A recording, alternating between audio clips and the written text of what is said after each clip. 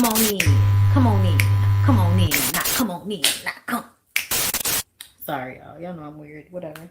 Hey everybody, what's up? It's your girl BondyBlue. So let's go ahead. Let's go ahead. Hey everybody, what's up? It's your girl BondyBlue. Okay, follow me on Instagram and let's get into the video. Right? Hi, everybody. What's up? What it is, yo? What's up? How y'all doing? It's Wednesday, y'all. This is the first cool day that New Orleans has had since summer. Okay? I love it. It's windy. It's a fucking breeze outside, man. Get to wear my daddy's flannel. Okay? Anytime I get to wear my pa's flannel, y'all know the weather is a little, you know what I'm saying? A little crisp. Bitch, I am enjoying it. Y'all have no idea like how much I enjoy and look forward to when we do get fall weather. Cause New Orleans is so like, girl, when we get fall weather, cause it's sunny here a lot. So when we get fall weather and it be sunny outside, it's everything. It's everything. Okay. Yes, girl. It's cool enough for me to wear a beanie outside. Cause y'all had a lot to say when I wore my beanie in my house. Like, bitch, it's cold in my house. Like I'm not sitting outside. But what's up, y'all? Happy birthday. I see somebody say, K Nicole, happy birthday, babe. All right. Happy birthday to the people. I'm so glad y'all are here. Thank you for joining me for another live. We have a ton of things to get into today. Okay. And I honestly I want to start with Glorilla. I want to start with Glorilla, you guys. So listen, girl. I didn't want to believe it, right? Because I like Glow. So I didn't want to believe it, right? I didn't want to believe that you were being a weird ass bitch as it pertains to Megan Thee Stallion. And I know how much, I know how much folks love to blame Megan Thee Stallion for any and everything, right? And Megan Thee Stallion get into it with somebody, y'all gonna be somewhere talking about she she probably fucked a man, all of that weird shit. Because a lot of y'all really don't like Meg. I don't get why y'all don't like Meg so much. Like, if somebody is not your type of artist, if they don't make music that jives with your energy, I get it, girl. Damn. You know? But the way y'all hate on Meg and the way I didn't even really want to speak on this because I saw what was going on, girl. I was just like, you doing some weird bitch shit, Glow. You doing weird bitch shit, Glow. And honestly, once it came out, I was just like, yeah, it was kind of there the whole time, and we didn't want to admit it. Like, anybody that knows girls like Glow, if you know what I'm saying, like in real life, like the girls that are like Glow, younger hood girls, kind of sort of ratchet, hang with a whole bunch of girls that look like nobody's mama, was really there for them like that. You can't trust those girls a lot of the time. They're fun, they're a good time, they can be sweet, but sometimes they're a snake in the grass. And to be clear, because we're gonna go through some TikToks, but I wanted to show y'all this tweet first. So someone with the Twitter name of Negro Please, non-binary black woman, not a stan. Anyone and everyone can and will get it. If you can't say nigga, do not interact. But then she puts, Millie, a white woman, as her Abby. So already you doing a lot of weird shit. Okay. So Glorilla liked her comment. She made this comment. We all know she started being bitter after she was outsold by Glorilla, laughing my fucking ass off. And Glorilla liked this. Now, I would love for Negro Please and anybody else that thinks that Megan became bitter, I would like to see the evidence of that. I would like for you to give me instances where you saw Megan Thee Stallion somewhere acting bitter. I would love for y'all to pull that up for me. But I know you probably can't because you bitches are weird. right? It is just we don't like Meg. So we just make shit up. Because how the fuck would you know if Megan was bitter about anything? Like that, like how would you know that? I would need for you to prove that, because a lot of y'all just come up with shit and y'all don't even have the real fucking discernment, right? Y'all don't have the discernment. Y'all don't have the witchy bitch power that I have to look at pattern recognition. So what are you coming, where are you coming to this conclusion from, bitch? That's my question. Okay? So we go watch some content creators I came across on TikTok that's gonna break it all the way down for y'all. All right? Because just have been acting weird. Back, That this is her actual page, and right? that she actually liked that tweet. Okay. Social media also called EJ and Glow out, insinuating that they're trying to be like Megan and Killen. And then he's calling us delusional, as if this makes any sense why he's with Glorilla at this game. In my opinion, the bitch being funny. Even in this video when she was trying to root for her man, it gave Megan Thee Stallion, and she looked so awkward doing this. Like, I literally caught secondhand embarrassment. And let's not mention, look at the timestamp, Megan Thee Stallion is definitely on Glorilla's mood board. Every time I see her, I promise you, she's looking more and more like Megan Thee Stallion. And people have been saying that. People have been saying that since she popped out on stage with Breezy in whatever the fuck that was that she was wearing. And she looked more like Megan than Megan looks like Megan. But y'all saying that Megan is the problem? Recording that this is her actual page, and that Okay. she actually liked. That's not the only one. Wait on it. Because I saved one. This the video of her at the game doing the most. And this was another moment when I was like, bitch, a little weird. It's weird bitch shit. Got you! Got you! Take them out! Captain Flag!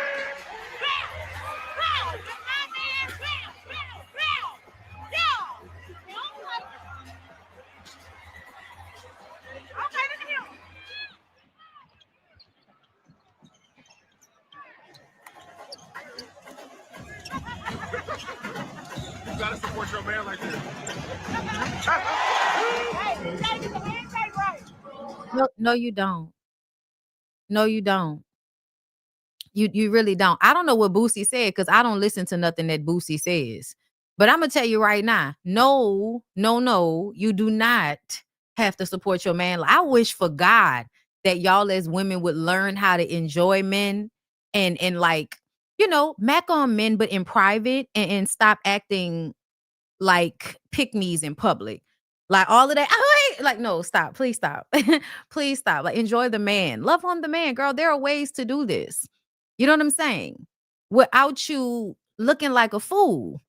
And I just kind of feel like when bitches do too much sometimes over niggas, they look a fool. Let's take a look at another one. I don't know if this is one I saved, but I'm gonna go back to the one I saved. Nigga said Glorilla is Megan Thee Stallion's first legitimate son. Because y'all remember Nicki, all these bitches is my son, even though there weren't many rap chicks at the time. But she had a whole bunch of sons. We had never really seen none of them because she was the only bitch rapping for about 10 years. But all these bitches was her sons. And she would go and get little pretty bibs for him and lids for him and all kind of shit. There was always these bitches is my son's line. And I wish at some point it was like, not your sons, they're your daughters. They're your daughters. Okay?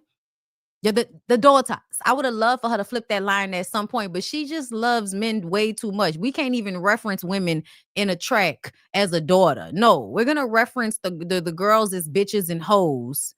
Skip scat scallywags. Hoes, dykes. You know what I'm saying? Whatever the fuck. These niggas, though, they will be all of the words, including some of the nice words. Yeah. When Gorilla posted that post that had the Tory Lanez song on it, it was not an accident. She was being weird. I've been seeing more creators talk about this, especially after Gorilla coming out with Chris Brown in Atlanta. And I'm glad because I've been saying this and people are just like, oh, you're parasocial, which I really hate that y'all learned the word parasocial because parasocial just essentially means you have a relationship with someone and they don't have a relationship with you, i.e. celebrities and influencers. I'm going to let her finish. We all have some parasocial relationships. It's fine. Whatever. If you didn't understand why when Gorilla pulled that stunt, it was weird, you either A, have never really dealt with a weirdo. Congratulations. Ain't no squares in your circle. Or you be doing the weird passive aggressive shit.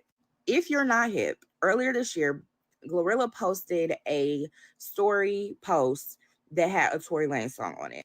On Instagram, if you repost a post that has music on it, on the original, to your story, the story will automatically keep that music. Mm-hmm. So Glorilla essentially posted the post with the Tory Lanez song and then didn't take it off, right? And is it possible to make that mistake? Absolutely. But it's interesting, you never made that mistake before, and you haven't made that mistake after. And of all the posts in all the world, you want to post the post that has a Tory Lanez song on it, right? Mind you, this is in the midst of when Tory Lanez got poked up in the pokey, allegedly, and they were trying to say there was new evidence against Megan, and people were saying that Megan was going to go to jail, which still free to me. But you know, he's been pulling these stunts ever since he got sentenced. That's one thing. I ain't gonna lie, y'all. That's one thing that really pisses me off that a lot of y'all did. Y'all did it to Cassie too. So people don't want the person that's actually the abuser and the villain in the story, the person that's actually wrong, the person that's actually the criminal in the situation. Y'all don't want it to be that person. So instead of accepting the truth of who that person is, you decide to try to balance out the fuck shit. So you could make it seem like the person that was actually being abused was a willing participant. Right? Right? Then you take it even further, right? Somebody probably said this shit in jest, knowing that what they were saying was some bullshit.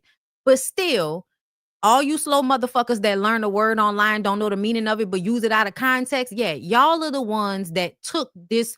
Oh, they need to be arrested. They need to go to jail too. Cassie needs to go to jail. Meg needs to go to jail. And y'all would say that they should go to jail because they actually spoke up and they spoke out against their assailants, their abuser, right? The person that assaulted them. Y'all will then flip it. And I'm still curious of how Meg Thee Stallion is going to go to jail for her own shooting. If y'all never thought, if y'all never really understood how much people don't like Black women, and specifically Black women that they perceive as hoes, this is an example. And I don't care how I feel about you as a person, right? I could not like you. I'm going to talk about a whole bunch of people up here that I don't like.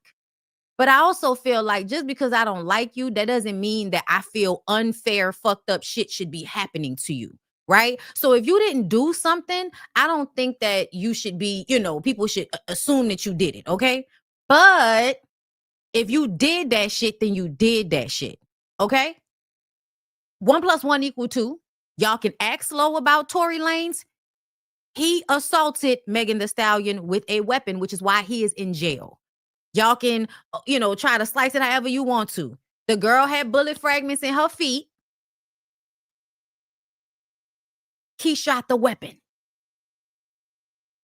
This is not hard.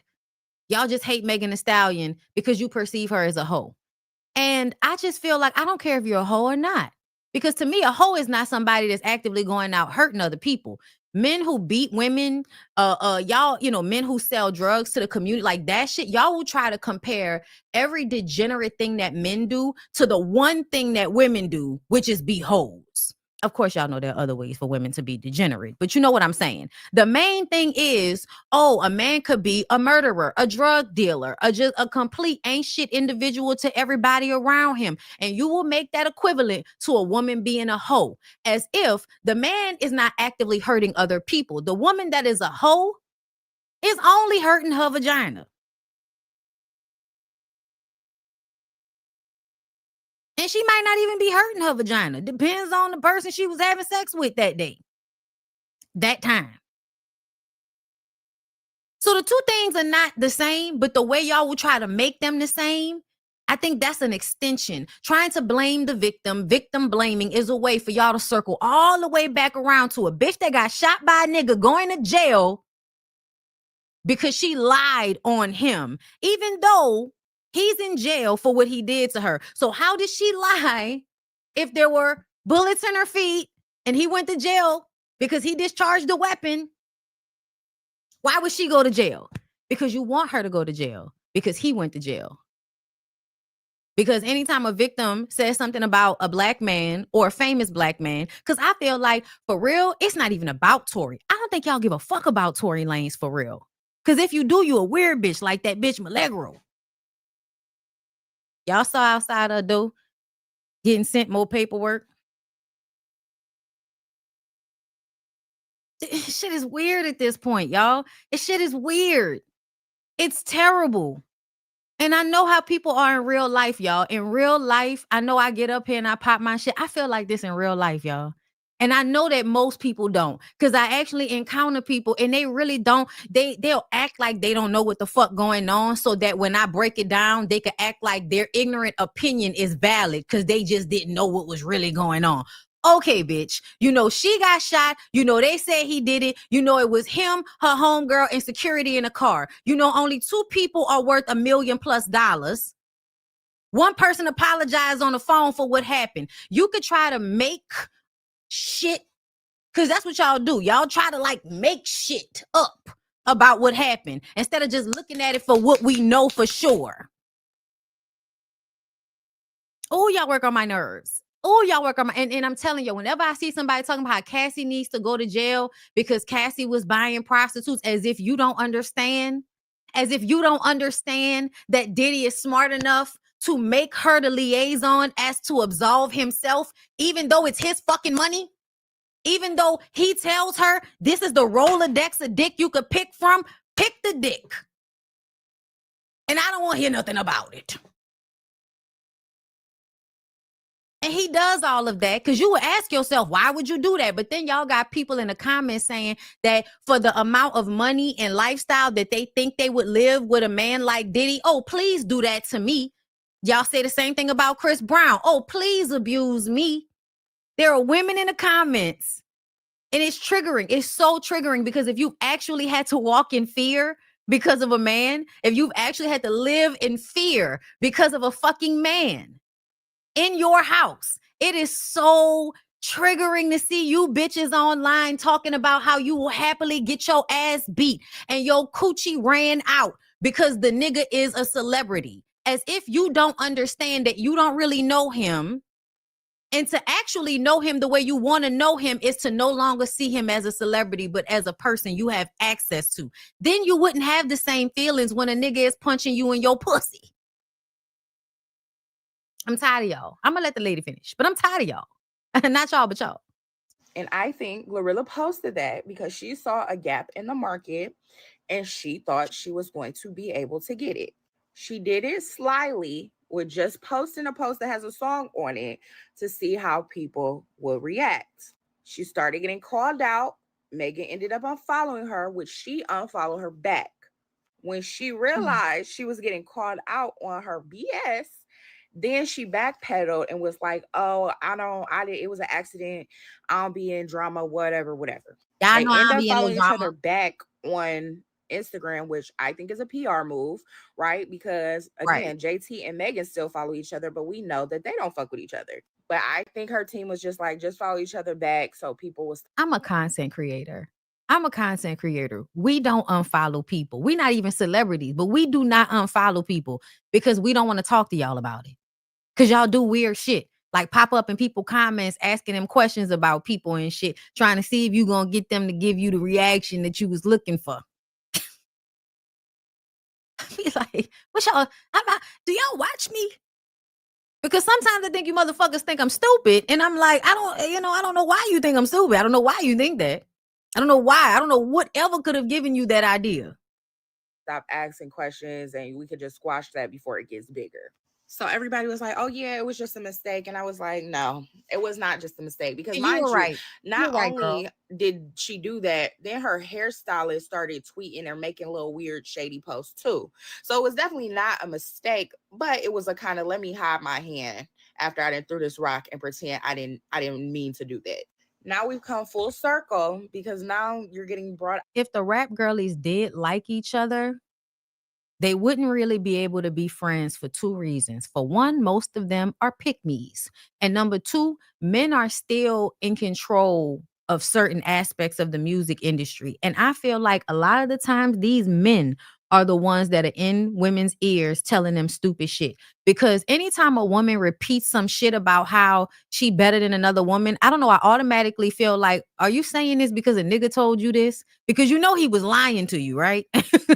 Like, you know he was manipulating you so that he could big you up, so that he could get the response and the reaction he wanted out of you. Because what a lot of us don't understand, that like actually just living our lives honestly and not trying to find ways to manipulate everybody we come into contact with, we don't get this. But the other people that we come into contact with, they know that they have to make you feel really great about yourself. They have to big you up. They have to make you think you're the bee's knees, bitch. And as soon as you think that, you will then love on them. You will then give them the benefit of the doubt. You will treat them well. You will do things for them. They know when you feel seen and loved, you will then respond in like. They know that. And so they pretend at the beginning until they feel like, gotcha, bitch. And then all the weird shit starts to happen. And this happens even in friendships. Because this shit with Glorilla, this absolutely reminds me of a friendship I had. Why are you doing passive aggressive shit? Why are you trying to slick shade me? Like, why are you playing on my intelligence like you don't know that I'm smart? What is happening here? Because bitches do shit like that. And it's really because they goofy bitches. They goofy bitches and they have some type of insecurity. So they do something that's low-key irrational because of whatever insecurity they may be feeling in a moment. Because they'll feel some feeling that makes them feel bad about themselves because of you. And then they'll create this chain of thoughts that will lead them to doing the weird bitch shit. And I feel like that's what Glorilla did in this situation. Out by Chris Brown. And I know you girls love Breezy. I'm not trying Lord, to don't tussle. Don't but tussle, it's very girl. clear who They like you want to be aligned with. everybody, all of the women. I love y'all so much. And one day I hope that we can be on the same page about this. But there are so many women around me in real life that if a nigga gonna beat their ass, they gonna love him. What? He not gonna disrespect me? He's not gonna call me out my name? He's not gonna make me feel like he gonna bat the piss out me? I don't want to be with him then. That's not attractive to me. I need to fear for my life when I get this pussy took by this nigga. What? I mean, I just have to, girl. I don't know any better. I gotta feel like the nigga gonna knock me over the head. Otherwise, how am I gonna respect somebody that doesn't make me feel like they gonna punch me in the face? I can't respect you if you don't threaten me.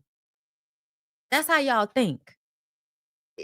Chris Brown is someone who helped Tory Lanez with his legal fees and who has constantly kept the stance of free Tory.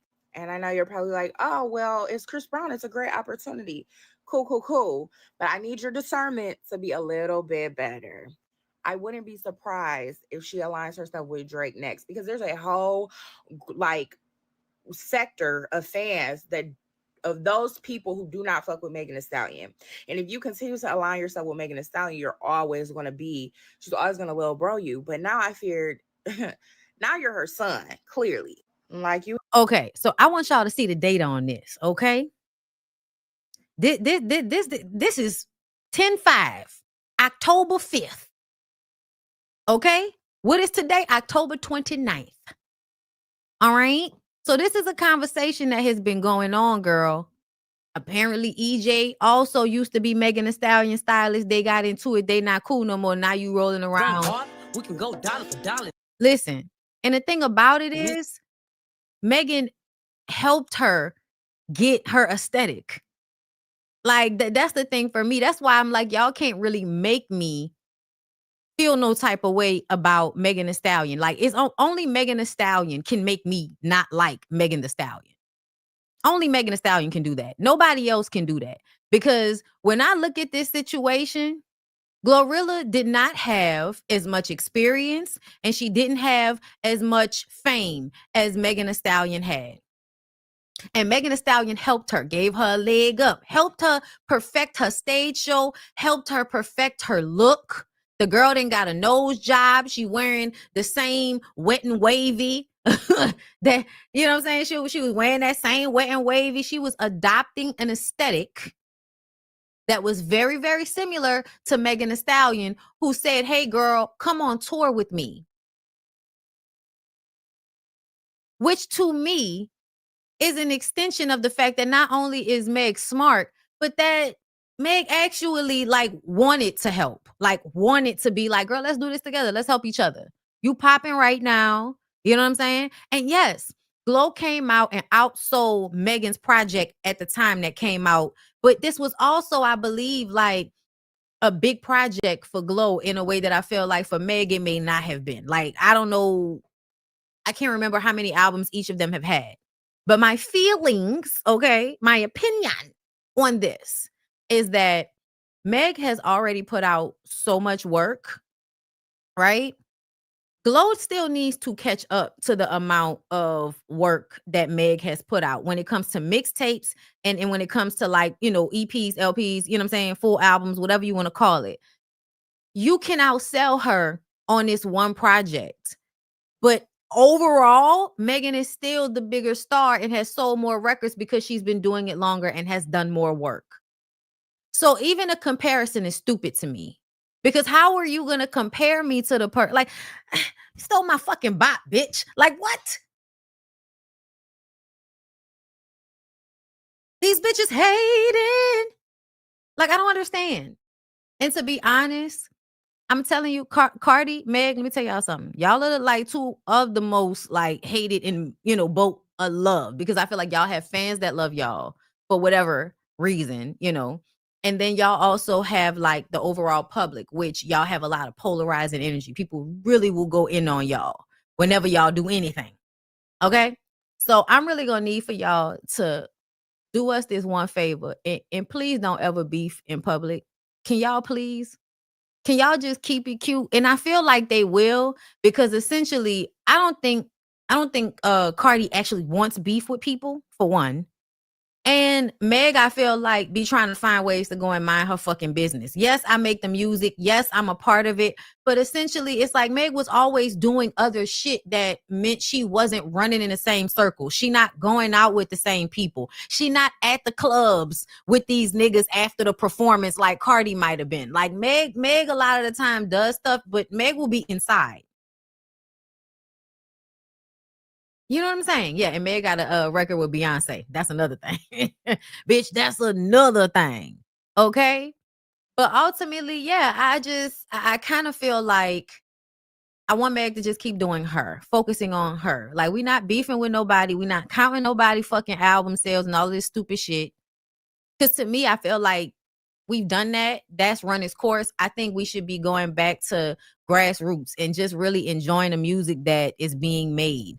Like, I think y'all have capitalized off things so much that it's not even fun anymore. Like, it's not like y'all make everything beef. Like, it's just not even fun anymore. Let me see if this the one that I wanted to play. Y'all, so Glorilla is now beefing with Megan Thee Stallion, and she had a couple words for her on Twitter, but we're gonna get to that. Nah, that's not it. Somebody was covering like the whole look too, like, you know, the performances and all. It was like the moment Megan Thee Stallion knew Glow stole her entire aesthetic. How you think it was then? He in love with Glow? I'm sure they talked about this look. Like,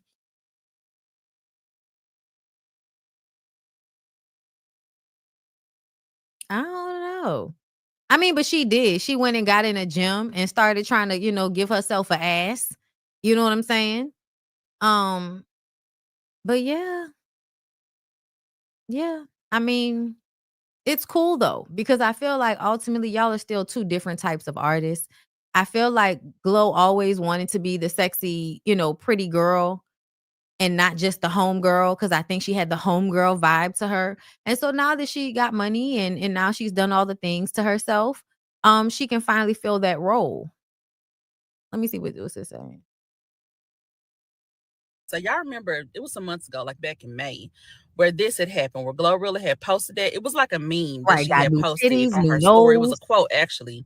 And the song was Tory Lanez. And apparently Megan had picked up on it.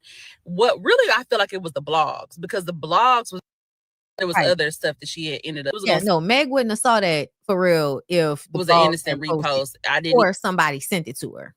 even know that his name was attached to it, because there was other stuff that's bad timing. Now, fast forward to what just recently happened that was posted yesterday.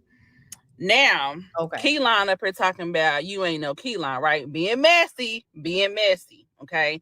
Responding back. Now, you did not have to respond back to this. You didn't have to say nothing at all. Talking about not she has her own Keelan now. Okay, I think I'm saying his name right. I probably not, but whatever. So these are their stylists or whatever. These are their stylists. Mind you, been out with his clients. Be on it all the time, always out. If you know, EJ been on the scene for a long, long time. He be out with the girls. EJ catches it, and I'm actually surprised he even responded back. But he said, which is so delusional because we went to the game first, LOL. And when did it become a race or competition to be like anybody? I think that's the weirdest misconception that goes around. EJ really don't acknowledge too much, so that was kind of a key. Then moving over to Twitter, okay, so Glorilla didn't like this. She said, we all know she started being bitter after she was outsold by Glorilla. Glorilla don't like the tweet. Being messy, y'all know the fans is gonna catch it, okay? And it is true. Glorilla did outsell Megan in 2024. Glorilla peaked at number 1 at 69K and Megan at 64K. Now, mind you, it's not by much. What? Y'all tripping out over 5,000 units? I didn't even know. I didn't even look it up because I didn't give a fuck. Y'all tripping out over 5,000 units?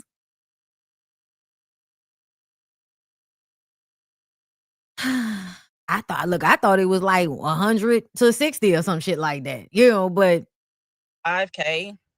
Not really anything I feel like Megan would be concerned about. 5,000. I just feel like there's no way that this is what this you were beef on is my about. It tour. has to be something that happened behind the scenes because they were just on tour together.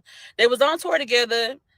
I didn't hear about no type of beef, even like on the back end. I ain't hear nothing. But No, it's not. I don't think anything actually happened. I could be wrong, y'all, but I don't think anything actually happened. I don't. I think people get in your head. I think that Glow always intended to blow up in the way that she did, right? Glow always intended to get the spot. And I do think a lot of girls move, weird. Like a lot of girls move funny style. It's a common occurrence out this bitch for women to move real weird when it comes to other women. Trying to snake them, trying to destiny swap with bitches, trying to, fuck they men, like, pretending that you like them and that you they friend, but behind their back talking mad weird about them and doing weird bitch shit, being passive aggressive for fucking what? For what? Like I'm a very straightforward person. If I don't like you, I ain't really fucking with you. Like it's really not that hard. I don't understand what anybody is having a hard time with when it comes to this. But I will say that I feel like this is probably an extension of who Glow is as a person. I think that Meg, did a good thing because it was advantageous for her at the moment as well to support. And, it was a mutually beneficial situation for them to work together, for them to be on a tour together and all of this, right? But now it's obviously run its course because sometimes, bitches think they bigger than the program. That happens a lot. And people just be weird, y'all. And I find that you just move accordingly, right? Meg got her dude. She put out a new song. Y'all online tripping out about it. I don't know. Y'all are doing so many think pieces. I don't know what y'all upset about the most, right? Like, I don't know the song not that good, okay? She shaking ass again. Like, I don't know. I don't know what we're supposed to do. I don't understand people that complain about such things. Especially in the setting of a performer actually like dancing and doing choreography and singing a song. Like, she's not just on the corner shaking ass while everybody's just driving past during rush hour. Like, she's not on the street shaking her ass. Like, it's weird. It's so weird. I don't get it.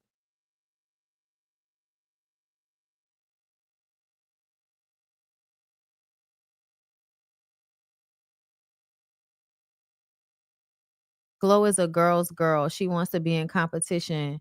What is a girl's girl? I feel like I don't think I know what a girl's girl means anymore. Because I thought a girl's girl meant I'm for the girls. That's what I thought that meant. Like, I'm a girl that's for other women. That's what I thought. But maybe I was wrong about what a girl's girl is, because I think now y'all have turned it into some weird shit. I don't know.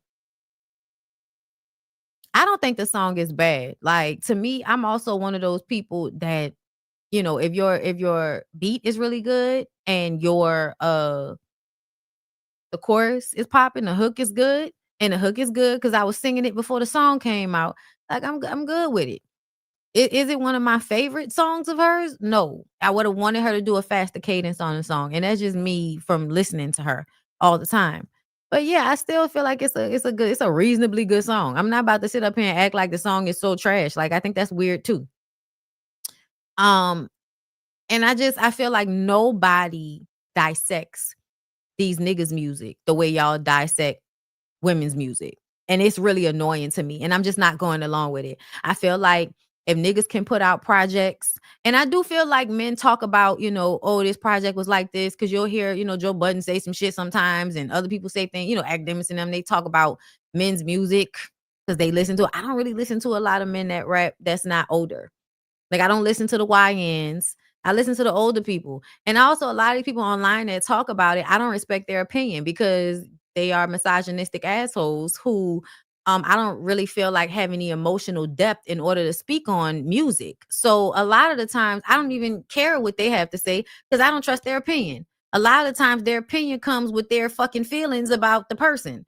They don't like the person, so the music is trash. And I know y'all might want to act like that, like I do that, but I do not do that. I tell y'all all the time how great of a rapper technically I think that Nicki Minaj is. I tell y'all that all the time. She's a great rapper. Okay. Like, one of the best, if not the best, as a woman rapping. But to me, when it comes to what it means to be an overall rapper, do I like your songs like that? No, no, no, I don't. I'm sorry. But I can say she's a great rapper. I could say she's a great rapper. I could tell you the songs that I really like. Bees in the Trap was one of them. Looking Ass Nigga, one of them. What was that song on the first album that I couldn't stop listening to? And I remember how I was so mad that it was only like 2 minutes and 30 fucking seconds. It was the only like real hip hop, New York sounding hood track she had on that album. Also, y'all, I have gotten into Mana Leo. I like Mana Leo. Shout out to her. Y'all know, because y'all was talking to me about her, and I don't just get on people because y'all say it. So I gotta go listen to them and shit, see how I feel about them. And I listened to a few of her tracks. Bunya, I'm bunya. I like it. I like it. Let me see. Like, I'm gonna tell y'all, like, the Pink Print, there are a few songs off that I really was fucking with. I really was fucking with Queen. Hold up, what Pink Friday? Because I need to tell y'all this song. Here I Am. Here I Am. Here I Am was, I think, my favorite fucking song on her first album besides Roman's Revenge and Did It On Him. But most of her album was not for me, right? I liked her rap. I liked all of that, but there's some of her shit that's not for me. Now, when she get on features and she go, she back into some niggerish shit, then I'm back on her. But her bubblegum singing music, I do not like. I'm sorry. That's just me. Okay? But I would never say that she wasn't a good rapper. So I think it's weird the way y'all talk about Meg sometimes, because it's like you really let the fact that you don't like her cloud like your judgment. Because I don't ever hear y'all saying all the niggas talk about is doing drugs and killing people. That's all these niggas talk about. I never hear y'all say that. And men literally talk about the same shit over and over and over and over and over again. I get money. I get bitches. I do drugs. I party. I get money. I get bitches. I do drugs. Like that. That's all they talk about most of the time. And I'm talking about the ones that everybody, be liking and all of that. They're selling out tours and shit. I'm not talking about some of the niggas that I like, niggas that I like actually be rapping about something, or at least they gonna put it in a way that I'ma fuck with it. I'm not about to bullshit with y'all about no shit because I don't like somebody. Like, that's weird. And I think, you know, when it comes to Meg and how good of a rapper Meg actually is, everybody wants to keep acting like, oh, I'm tired of her talking about this. I'm tired of her talking about that. Change the channel. Change the channel. I don't even know what that means to tell artists that you tired of them talking about whatever they talking about in their music. That's weird to me. Just move to another type of music, bitch. Switch to another song. I don't know. But I don't think artists should be really considering y'all fucking feelings when they make music. Because the music is not going to be for them. It's not going to have the same authenticity that I feel like music needs to have. It needs to be an extension of you, bitch. It needs to be from inside of you. And sometimes people are not going to jive with it, and sometimes they are. And that's just the risk you take, and that's it. But I don't think people should be thinking about what the fuck y'all think when they make their music. I'm going to just tell you. All of this weird shit that y'all got going on now because y'all have such close access to celebrities is a lot for me. Like, I remember niggas was able to put out a project. Yeah, you might like it, you might not like it, you might not like it. The publications are gonna be the ones to give it the critique. But all in all, you know, it's gonna sell or it's not gonna sell. It's gonna pop on the street or it's not gonna pop on the street. But individually, many people are listening to it. Like, that's just how music is gone. Like, I just, you know, sometimes things don't do well when they first come out. And then after a while of listening to it, the shit grow on you. That used to be a thing back in the day. Sometimes you would hear a record the first time and it just kind of go over you. But go sit and listen to it for a second time. And then all of a sudden you find yourself listening to the shit over and over and over again. And I actually love songs like that. I love albums and songs that I didn't know how I felt about it first. And I had to go keep listening to it. And it made me like it even more. Yeah. Which is why I can tell y'all that Cardi's project was amazing. Cardi did an amazing job on that project. I could hear the work that she put into it. I could hear how many times she probably went over certain songs and certain parts so that she can get her articulation right, so that she could get how she wanted to say it in her voice. Like, I could tell like the work that she put into that album, and I appreciate that energy. Like, I just appreciate when people really care about their music. So yeah. Let's get into Clarissa Shields, girl. Somebody is finally giving Clarissa, you know, the looks that she needs in order to stop looking like a fucking goof troop on the internet, because she gonna look like a goof troop anyway. But maybe if we don't hear her talk, we'll be able to say, oh, she look good. But we got to hear her give her response to Layla Ali, because we talked about Layla Ali. Y'all remember we ran it. Layla Ali came up here with the news hands and gave us the breakdown of how she did support Clarissa Shields, about how she did try to be there for her, and the girl still turned around and took things that she said as slick shade and all of that. And so now we got beef, like I didn't help you, like I didn't give you game and all of that. So now she coming to us to explain her side of it. Now I'm telling y'all right now, I may not get it through this whole thing. I'm telling y'all right now. Like the video, hype me up, share the video, do all the things. Let's get into it. Like others, I'm not afraid to put someone's name or image on my Instagram page. I will be responding back to Layla Ali on my YouTube channel. The link. Okay, I'm about to go to your YouTube channel, but I want to say this. Nobody is scared. Nobody. Oh, not 20 minutes, bitch. We're going to speed this up and we're going to make it through halfway. We ain't about to do all this with you, okay? But I'm going to tell you like this. Nobody is scared. A lot of the times, nobody should be on your page like that, because you never know if you're going to fall out with their weird asses or not. I don't delete shit. So if you up there, you still up there, whether I fuck with you now or not. I only deleted shit one time, and I'm glad I deleted that shit immediately, and it was alive. I'm just glad I deleted the shit. Okay? Okay? I bet you ain't gonna make me feel no type of way. As soon as I feel some type of way, bitch, erase. I don't even know you. Who are you talking to? Dead to me. What? So yeah, no, I don't even think it's about that. Like, nobody, who's scared? Nobody's scared. Nobody's scared, bitch. I don't want you on my homepage, bitch. I don't want you on my profile page. You fucking up my aesthetic. The fuck? Weird ass shit. Lee has been losing the fight against me for a very long time, and we all know when you start losing the fight, you go below the belt. I really did not want to have to respond to this video because I am not into tearing another Black woman down. This is just another example of the older hating on the youth. So now, the older hating on the youth. Girl, get the fuck out my face. The the fact that you are basically copying and pasting. Like, why would you not just respond to this the way you respond to everything else, screaming and hollering into your motherfucking cell phone on Instagram Live? Why you gotta come to us like this? I mean, even coming to us like this is you copying what Layla did. Like, bitch, you want to walk in the footsteps or what? You wanted to take her shoes off too? I want to come and set the record straight on what really happened, how our beef started, and how we got here today. So let's take it back to the beginning. 16-year-old Clarissa Shields from Flint, Michigan, fighting her way to the Olympics to represent her country. Now, for those who don't know. Okay, hold up. First of all, this is not an ad. Ain't nobody paying for me, paying. But y'all be asking me all the time. I just came back from the dispensary. Good Day Farm is the one we get a lot. And this is Southern Sweets. Y'all, this is nice. Okay. This is really, really nice. This has cookies in it. Okay. It's really good. I think it's a sativa. I think. No. My pen is a sativa. Never mind. It's probably a hybrid. But it's good though. I just want to say it's good. All right, continuing on with Clarissa and her, what is that, an underbite? Was that an overbite? What type of bite? What type of bite is that when you do that? No, around this time, I was relatively unknown. I was a diamond in the rough. Mary Spencer was 3-time world champion. She is from Canada. Me and Mary Spencer met up at the Continental Championships to face off. And oh, did I put a whooping on Mary Spencer.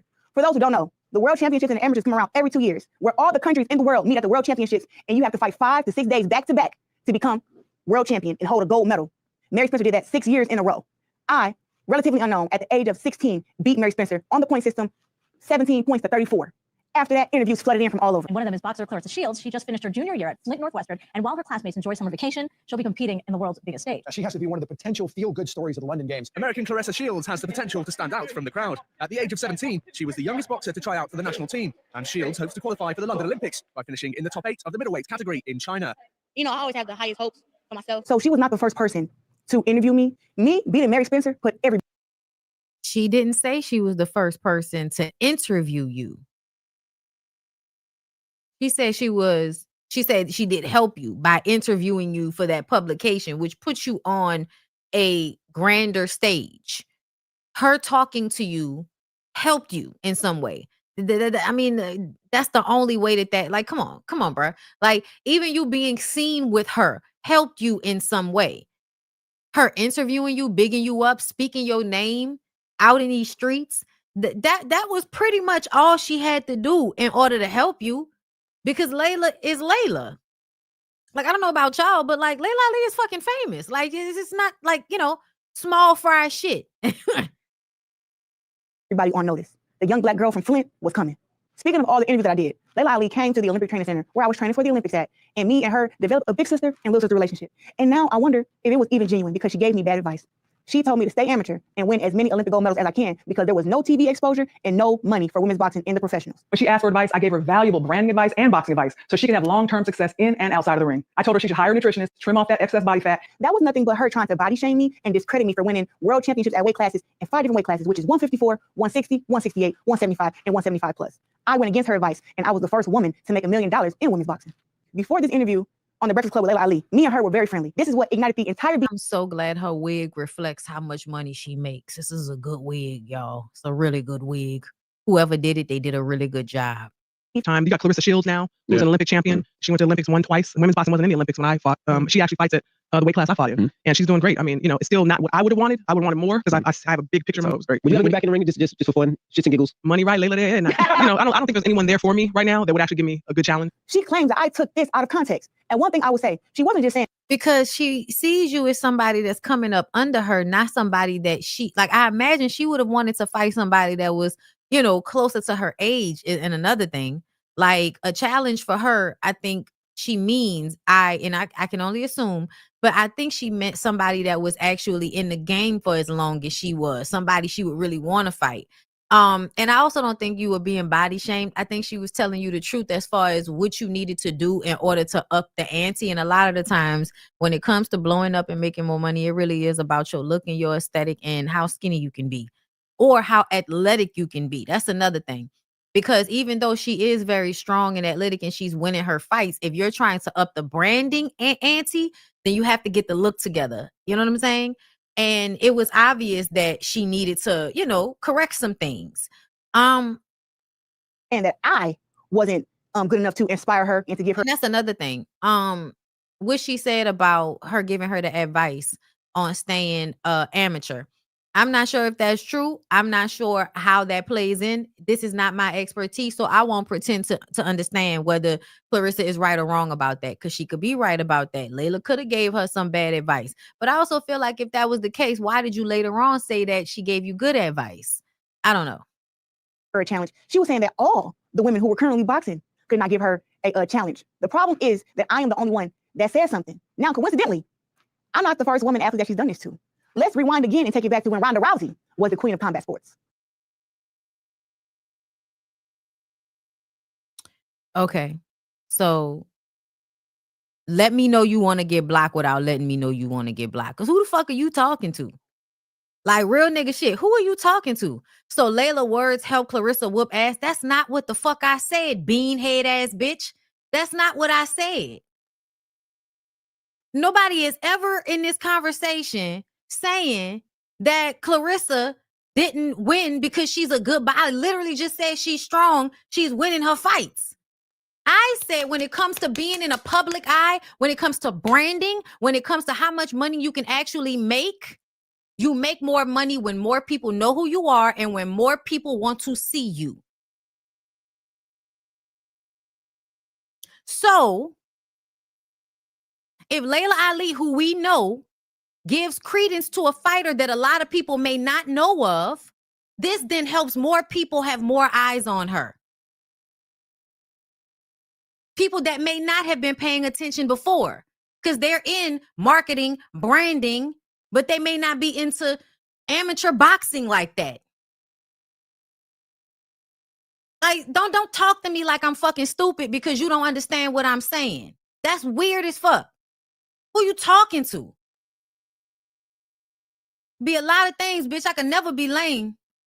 Are you a fan of Ronda Rousey? I wouldn't say that. Before it was me, Ronda Rousey was the queen of combat sports. I mean, this girl was armbarring girls in less than 30 seconds. She was viral. She was making hundreds of millions of dollars in her field. When she was on top of her game dominating, Layla Ali became jealous. And instead of her embracing Ronda Rousey, she started during interviews telling everyone how she would beat Ronda Rousey in a fight because she was too small and the size of her daughter. Play the clip. Do you think Ronda Rousey, would you ever take Ronda? Who the fuck cares about Ronda Rousey right now?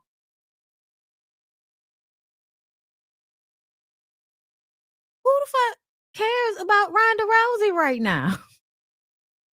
Like, I don't like, do y'all as black people, did we like Ronda Rousey? I feel like we did and then we didn't at some point. Was that one of them situations where we liked her until we found out she was racist or something? Let me know in the comments. And no woman can beat me, period. No woman. Period. Not even Ronda. Of course not. She's too much smaller than me anyway. She's like the size of my daughter, my 3-year-old. Layla Ali had been. Layla is shit talking. Layla is shit talking like all of y'all do. I don't see what the issue. No, the bitch can't beat me. Just like when you said the shit you said, and Layla was like, and she should say that. As a boxer, she should say that. Retired for years and still entertain conversations about coming out of retirement and fighting Ronda Rousey. Layla Ali was bluffing. She was bluffing then and she's bluffing now. This is what she does. She ties her name to whatever combat sports woman is popping and she said that she'll beat them in a fight. And then she plays victim once. She mentioned one other bitch and they asked her about the lady while she was getting in her fucking car. Like, bitch, I'm on my way somewhere. I ain't talking online. I ain't interviewing with nobody. I'm on my way to my car. I'm at the airport, bitch. They asked me about the bitch. I don't like the bitch. I said what I said. I said the bitch can't beat my ass. Now what? Also, like, was Ronda a boxer? Because I felt like Ronda was one of them bitches that try to get their legs wrapped around you. Like, I don't even think they did the same thing. But this is giving that you really trying to bring all the MMA. You trying to bring, she a cage fighter, bitch. I think it's the same. Like, but it feels like you just trying to make something happen here by trying to make it seem like, see, Layla just goes after everybody. Except for you started this shit. Except for you started this shit, bitch. Like, you were the one that I don't even like how Layla referencing me right now. What you mean I'm not the one that should be able to fight you? I know I look up to you and I'm low-key, like a little sister to you. That's why I'm not trying to fight you, bitch. Hello. That's why I wasn't thinking about fighting you when I said that.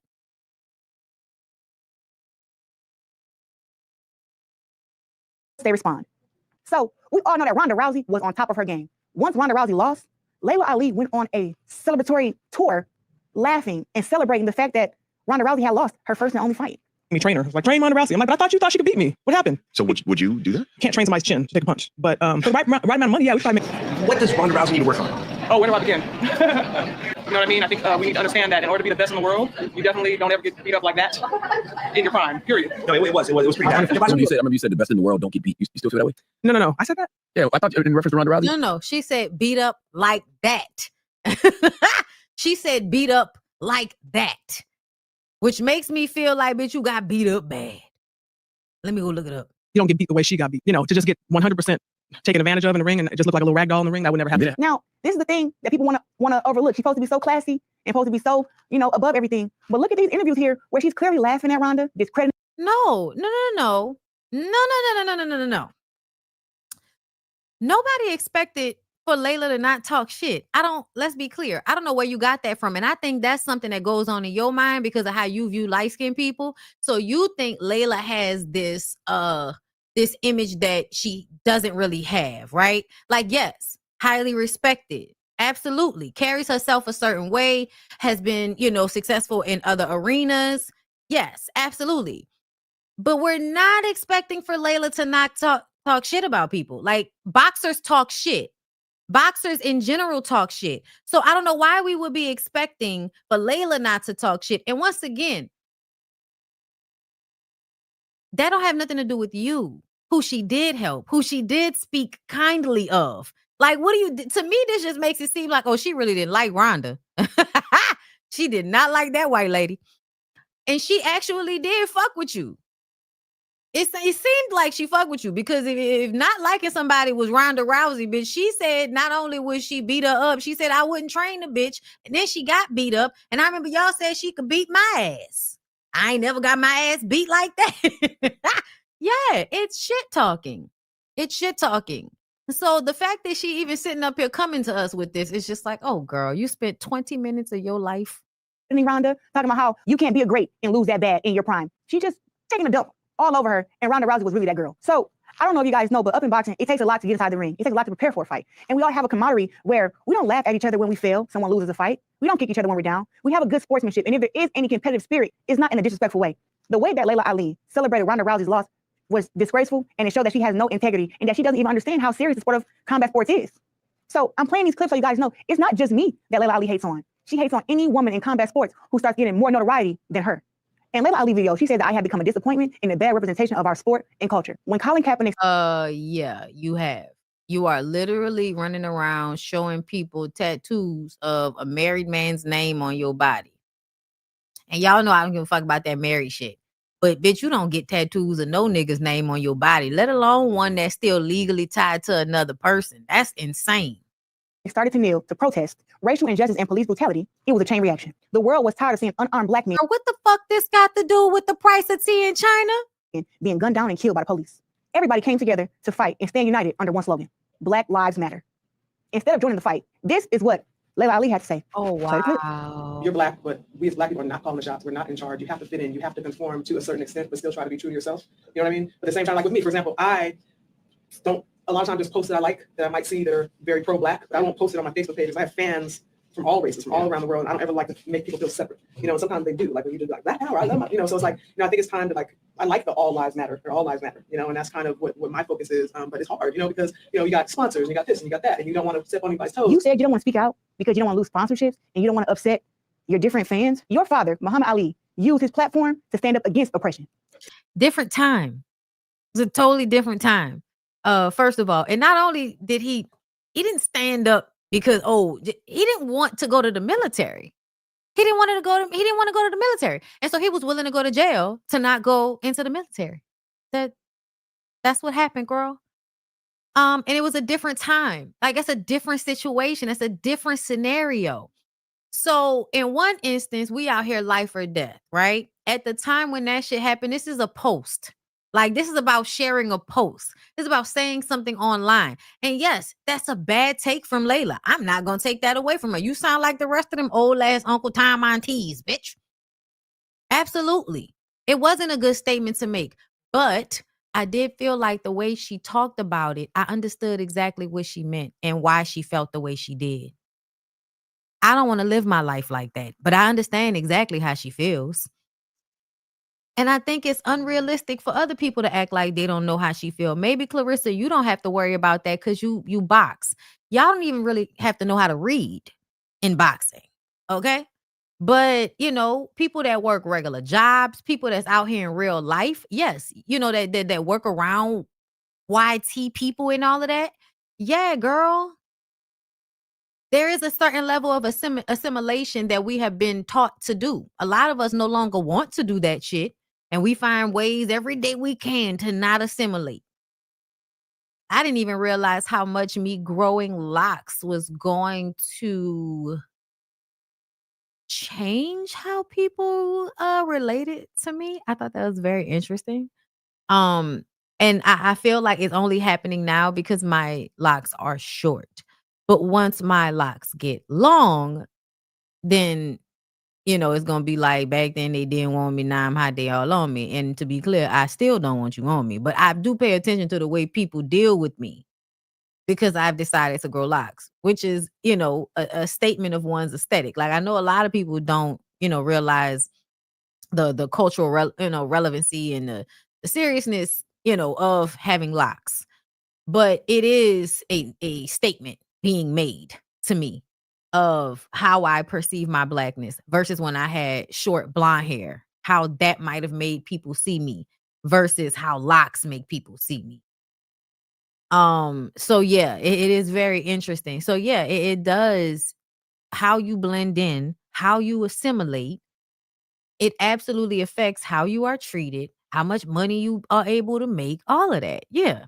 And there are some people that still care about that, and that's the position that they're in. And I do think that's sad. And I do think that that's selling out. And that's not something that I want to do. So here I am. Okay. But at the same time, I don't understand what the fuck that got to do with you being mad about what could be perceived as slight shade. Even though the lady did, I feel like, go out of her way to extend her audience to you. Because y'all can act like her beating somebody ass meant she had Layla's audience, but she did not. Okay. Do I have any moderators in the room? Do I have any moderators in the room?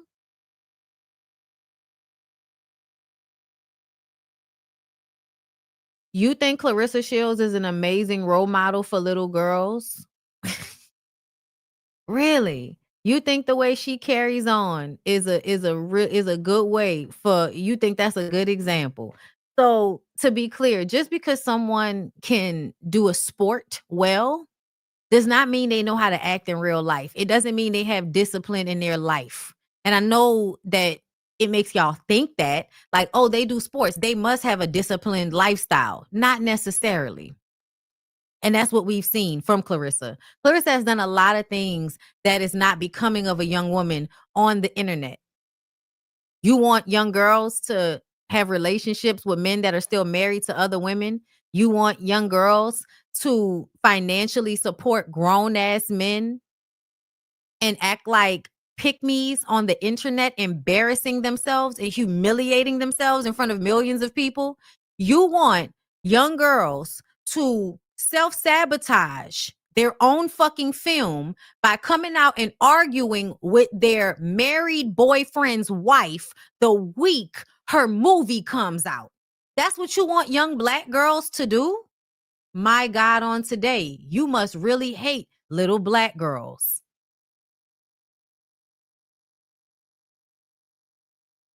I'm through too, bitch. You blocked. Have a good one. I don't know where these people come off. It's very weird. It's very weird. And I'm gonna tell you the truth. I'm not trying to be no fucking role model. I'm just up here being myself. I don't need to be a role model, bitch. And I think it's weird for a grown-ass woman to find a role model in a bitch that come off like she's a little left behind. Y'all put way too much money. Y'all put way too much weight on money. Y'all put way too much weight on money. Y'all really think that because somebody can make a lot of money, that must mean that they're responsible and they're disciplined and they have self-respect and they love themselves and they treat themselves well and they treat other people well and they make smart decisions and they think ahead and they don't do things that can sabotage what they have going on. No, everybody's left behind. I don't know where that person came from in my comments. Oh, but I will make you feel dumb. So I don't even understand. I don't even understand. And if I see somebody else, I might pull you up and say some slick shit about you too. I just want everybody to know what they're getting into here. Don't talk to me crazy in my comments. I'm not like other people on YouTube. When they do YouTube, they don't look at their comments. They don't really engage. They just do their content. Yeah, no, bitch, I see you.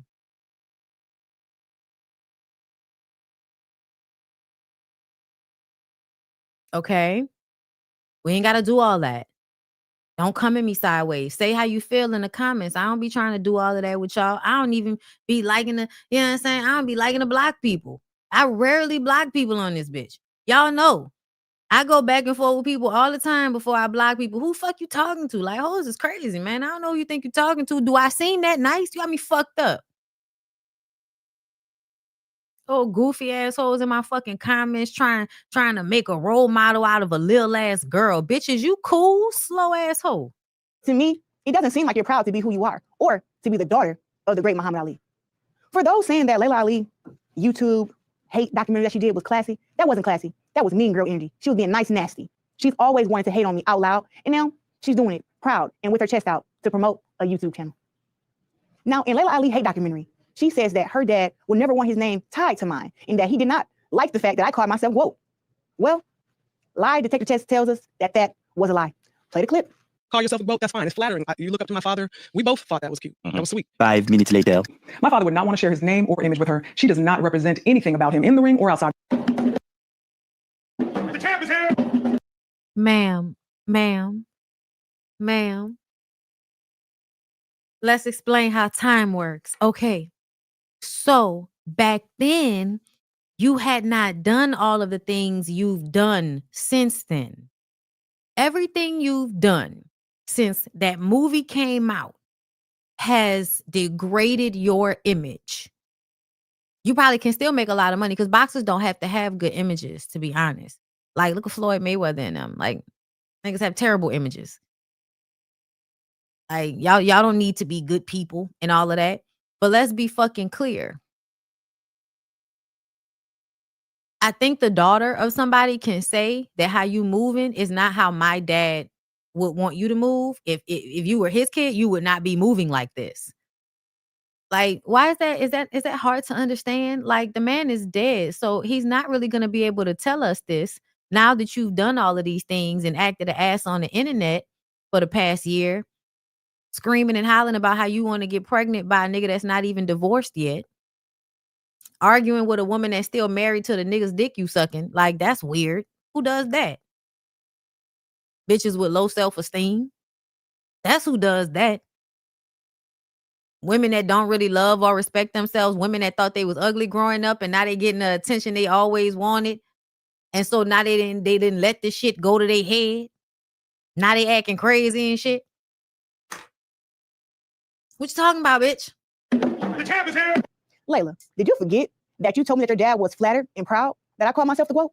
Layla Ali said that I lied about back then, bitch. Back then, when he was alive. But if he knew you now, bitch, he wouldn't feel that way. He would take his words back. What transpired when she asked me to spar. Now, you know that was a flat out lie. We know that if that were true, she would have said it years ago when it first was mentioned that she wouldn't spar me. There is absolutely no way she would have passed up the chance to tell everyone that she called my bluff and I backed down. Here is a clip of her telling the same story that I told when she asked me to spar. You got that from Daddy? Clarissa sparring. When I talked to her, yeah, she reached out to me when she first won the Olympics and we talked and I gave her some advice. And I said, hey, you ever want to spar? And she's like, you want to spar me? I said, calm down. I found that when she asked me to spar, I said, you want to spar me? The lie detector shows that. I'm sorry. I'm sorry, y'all. Did I miss it or something? I'm sorry, y'all. Please, those of you I trust. Am I missing something? Or did she like still prove Layla right though? Because Layla said, I asked you, and you said that, girl, let me rewind it. Cause bitch, I feel slow. And I back down. Here is and proud that I call myself the GOAT. Layla Ali said that I lied about what transpired when she asked me to spar. Now, you know that was a flat out lie. We know that if that were true, she would have said it years ago when it first was mentioned that she wouldn't spar me. There is absolutely no way she would have passed up the chance to tell everyone that she called my bluff and I backed down. Here is a clip. Okay, so what was the original thing that she said that, hold up. Years ago when it first was mentioned that she wouldn't spar me. There is absolutely no way she would have passed up the chance to tell everyone that she called my bluff and I backed down. Here is a clip of her telling the same. Wait, it sounds like you said that Layla didn't want to, that you didn't, wait, hold up. That Layla didn't want to fight you. That's what it is. It sounds like Clarissa was saying originally, and I have to go back to Layla's video. I got to go back to Layla's video right quick so we could see what we talking about right quick. Hold up. Let's pull up Layla right quick. I just, because Ali.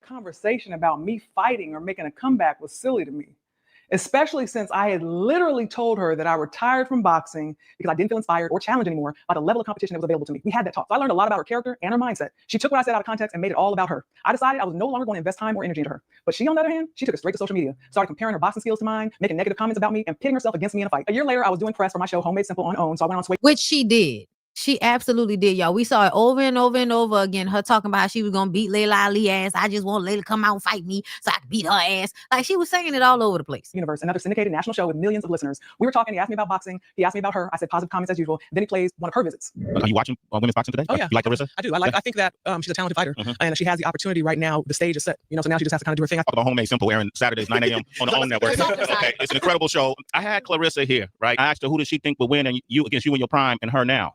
And this is what she said. She's not cut like me. She don't take the challenges. Like, she didn't fight against Ann Wolf. I fight against the best and beat the best. And if Layla Ali was to come out of retirement, I beat her too. That's not anything I haven't heard before. First of all, she's supposed to feel like she's the greatest. Absolutely. But just because you think you are doesn't mean you are. Okay. I like to support and uplift people. And I think that on your way up, just do your best not to disparage those that have come before you. First of all, she could never beat me.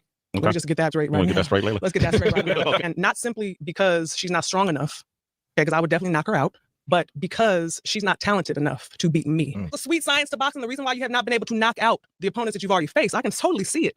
Why? But maybe if you would have been a little more respectful, and I'm not talking about thinking you can beat me and call that, do all that. I'm talking about just trying to, she didn't do this, she didn't do that. Yeah. I don't respect her as a boxer. I only respect her as a businesswoman. I've heard her say that before. I was always there for her because she's a young black girl from Flint, Michigan. Yeah, and I want to help uplift her because that's the Ali way. I am successful in so many areas outside of boxing. Boxing is not what defines me. There's always going to be another girl. But I tell you what, when I offered her to spar me, that definitely was a check right there to see. Let me see what kind of heart she has. You should come whoop me just for bragging rights. And she didn't take me up on that offer. I said, okay. And let's put this in context. I'm only talking about this because you're asking me. She's done a ton of interviews since then, and she's always saying I disrespected her. Now you've seen what she's been referring to. So she felt justified to go on a tirade. And of course, she's twisted the story over the years and taken my comments out of context. Now, according to her, I just started talking about knocking her out just out of jealousy. Now you've seen what I said, what she said, how this started, and you can see she pitted herself against me in a fight. Now, I know some of this younger generation may not be familiar with me, but I've never been one to just talk about things I can't do. When I said that I would knock her out back in 2019, it wasn't any different than what I've said to anyone who's challenged me in the past. You can go back and look at tape on me. That was not just talk for me. It's what I did. TKO, KO, it didn't matter. I was going to stop you. It wasn't going to a decision. And if you didn't belong in there with me, I was going to get you out of there. That's just facts. That's not disrespect. That's boxing talk. Back then in 2020, I did get to a point where I was ready to get back in the ring and show her why. Even though she is talented, I said it back then and I'm saying it now, but she can never outbox me. High-level promoters did reach out to me directly, and we had some serious conversations about me making a comeback. Now, of course, she was never even involved in any of those discussions. Then COVID happened. You know how that was, and it all went away, and I left it alone. Now, here is just a small glimpse of the narrative that she's been building over the years. But I feel like Layla Ali has always been kind of envious of me. I'm just so accomplished in women's boxing, and she never got that due diligence and that respect. So to see me getting it kind of pisses her off. So you look at who she fought. Her biggest test was freaking Vonda Ward and Christy Martin, and Christy Martin waiting. Okay. Layla Ali, 162 pounds. Chrissy Martin, 159 pounds by KO. At 140 pounds, and Layla Ali was 160. Like, how are you making matches like that? So Layla Ali is a hater. That's it. Nothing but her being a hater and her being, envious of my success and what I've done for women's boxing. And she feels like she deserves that credit because everybody kind of give it to me now. Like, and I think that she's like, but I'm Ali's daughter and I boxed before her and I'm 24-0, 21 knockouts, and she kind of, want people to keep acknowledging her. She's retired. She's retired. And She's been probably retired for a long time. 43. I hate when somebody else try to take somebody else's shine, somebody else's attention. It's like she's, nobody was trying to take her attention when it was her time. Undisputed champion. She's never been undisputed. And people are comparing me to her, and she gets offended. When it was like, to me, I thought it was a good comparison because I feel like I box way better than her. And for them to be saying that me and her are equal or whatever, she should have been happy because of that, because they're giving her more props on her skills, which I feel like she didn't really have that much. But whatever. Yeah, we had Layla Ali. Respect. But she can't do for women's boxing what I'm doing. I don't be Okay. Like, did y'all see the room that she said that shit in? Like, why would you say that in that setting? More props on her skills, which I feel like she didn't really have that much. But whatever. Yeah, we had right here. You somebody, you girl, it's somebody, it's you and somebody else fight. It's you and somebody else fight, girl. Layla Ali. Respect. But she can't do for women's boxing what I'm doing. I'm gonna be different because I'm gonna give my blessing, or I'm gonna let a girl take her blessing. And what that means, I'm gonna fight the girls coming up, and if they beat me, now they're the best. That's how you do it. My advice, Layla, is you will look a lot better, and people will stop calling you a hater and calling you jealous and old and bitter. If you actually stop hating, bro, you will look better if you was to support the black girl from Flint who made it out the trenches to where she at now. You will look a lot better. She wants to try to make it still seem like she's somewhat relevant in women's boxing. When people give her props about how she built up women's boxing, and I just don't feel the same way. What really did you do for women's boxing? Like, you let it die. You let it die for 20 years, and then I had to come and put in all this extra work to get it to where it is now. I think that wasn't fair, and I don't think that she was as big as a pioneer in women's boxing as she thinks she was, because I would never do that. I would pass the torch. There are hundreds and hundreds of women who have participated in the sport of boxing over the years. They have all made a contribution in their own way. We don't need to argue over who's done more. That destructive crab in a barrel mentality is exactly what we don't need in the sport. Here she is on a recent podcast explaining how she's passing the torch and that she has created a blueprint for success, which she is now sharing with other female fighters. She says, okay. I won't go back to Clarissa. Same story that I told when she asked me to spar. You got that "Oh, from Clarissa sparring." When I talked to her, yeah, she reached out to me when she first won the Olympics, and we talked, and I gave her some advice. And I said, "Hey, you ever want to spar?" She's like, "You want to spar me?" I was like, "Calm down." I found that when she asked me to spar, I said, "You want to spar me?" The lie detective shows that also was a lie. We're going to keep playing these clips. So now that we both see how the story of us sparring happened, if it is still on the table, if the offer is still on the table, we can still spar, because we all know that you're not ever going to get inside the ring and fight against me. Nobody thinks.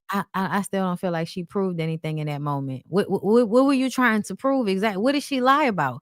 She said that she offered to spar you and you didn't want to spar her. And then you was like, "You want to spar me?" But you didn't take the opportunity. And then you say, she asked me if I wanted to spar, and I was like, "You want to spar me?" And then that meant she proved that Layla was lying about something. I'm so confused. I don't even think that makes sense. I'm gonna let her continue on. That Layla Ali can beat me in a fight. She doesn't think that, and neither does our peers. Play the clips.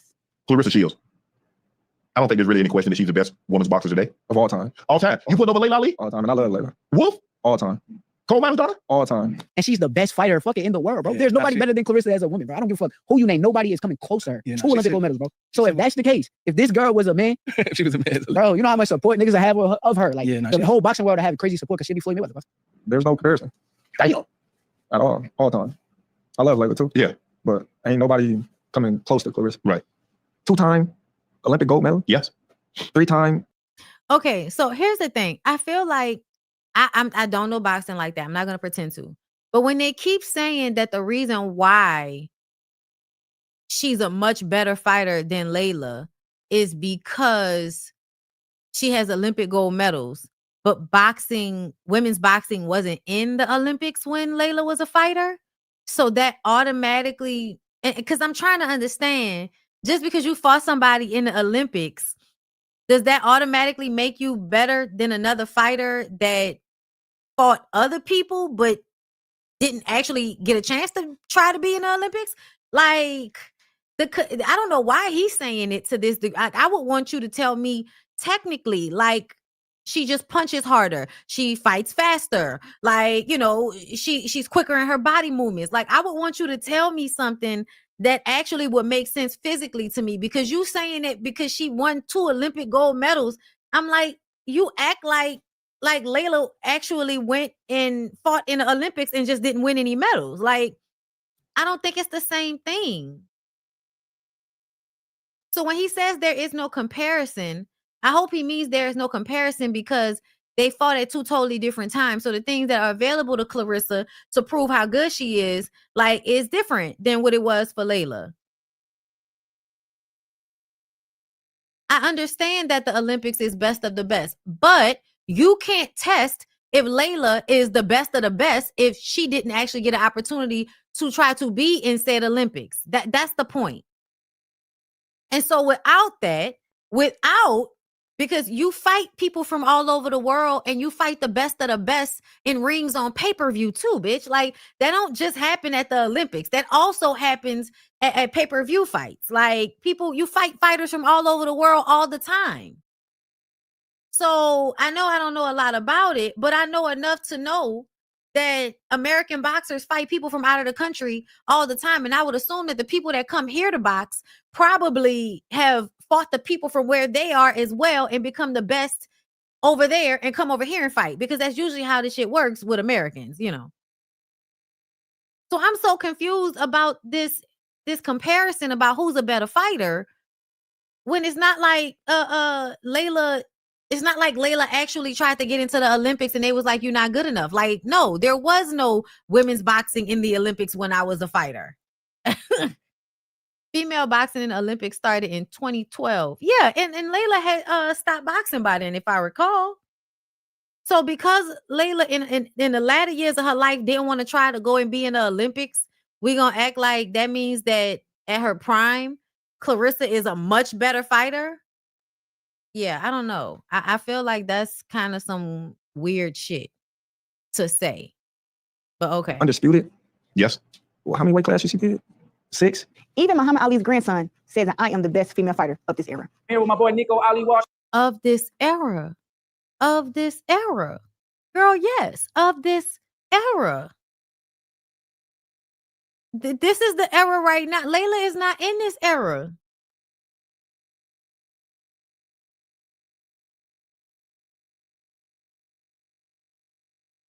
You don't remember? I do. I do. I remember Layla fighting. And my dad was also How you feeling, brother? I'm feeling amazing. How about yourself? Everything's good. Clarissa Shields came out today with she had a $15 million check in her video and told Layla Ali, step up, we got the money. What do you think in of it? Is she reaching? Is it a potentially a good scrap? What do you think? What are your thoughts? I don't think the fight is going to happen. I know Layla is significantly older than Clarissa. If the fight did happen, I think it would be amazing for women's boxing. So that'd be a fun fight to see. Is Layla even in the gym? Is Clarissa just trying to reach to get to a different level? Is she trying to use Layla? Oh, no, Clarissa doesn't need to use anybody. Clarissa is the greatest female athlete of my time. Like, there's no question about it. Her accolades speak for themselves. Even Muhammad Ali's ex-wife, your stepmom, said that I kick it. Oh, nobody cares about that because the stepmama don't like her. Like, we already know the stepmama don't like her. So is the rest of this going? Okay, that's enough. I'm done. Listen, at the end of the day, Clarissa could be the better boxer. She could be. But what she did was go around talking shit about Layla, trying to antagonize Layla into a fucking fight because she wanted to capitalize off what that would mean for her and Layla to get in the ring. That would be a huge draw and a big money maker. So I know everybody wants to act like they've never seen Layla Ali fight and she wasn't this huge fighter back in the 90s like I remember her to be, because I guess it was a fucking fever dream. But apparently for years now, you've been vying to try to get this lady out of retirement so that y'all can bring in a whole bunch of fucking money doing a paid per view fucking fight or a paid fight to Netflix or whoever the fuck ever. Like, I don't even understand how we're supposed to like act like Layla ain't shit but we also really would like the opportunity to fight her. Like, I don't understand it. I don't understand. Yes, and when Logan Paul and Mike Tyson fight, we didn't like that shit. We felt weird about that. We felt like Mike might have threw that fucking fight so that everybody could make $50 million or however much money it was that they made.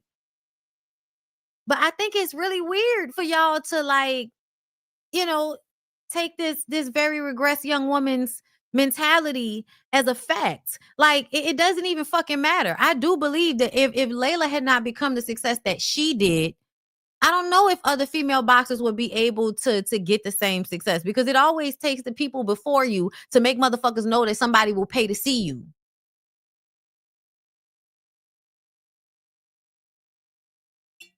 So I don't want to see Layla. I want Layla to do what she's been doing.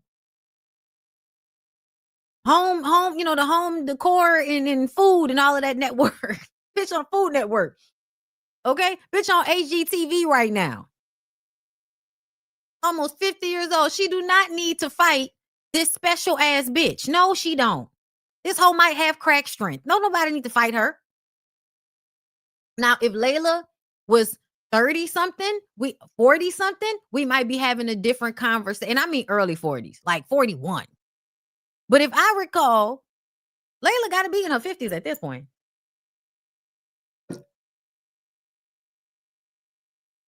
And I think Layla is entitled to be like every other boxer and be like, and I still beat that bitch ass. Yeah. Boxers always say that. I've never heard a boxer say, yeah, that ain't gonna beat my ass.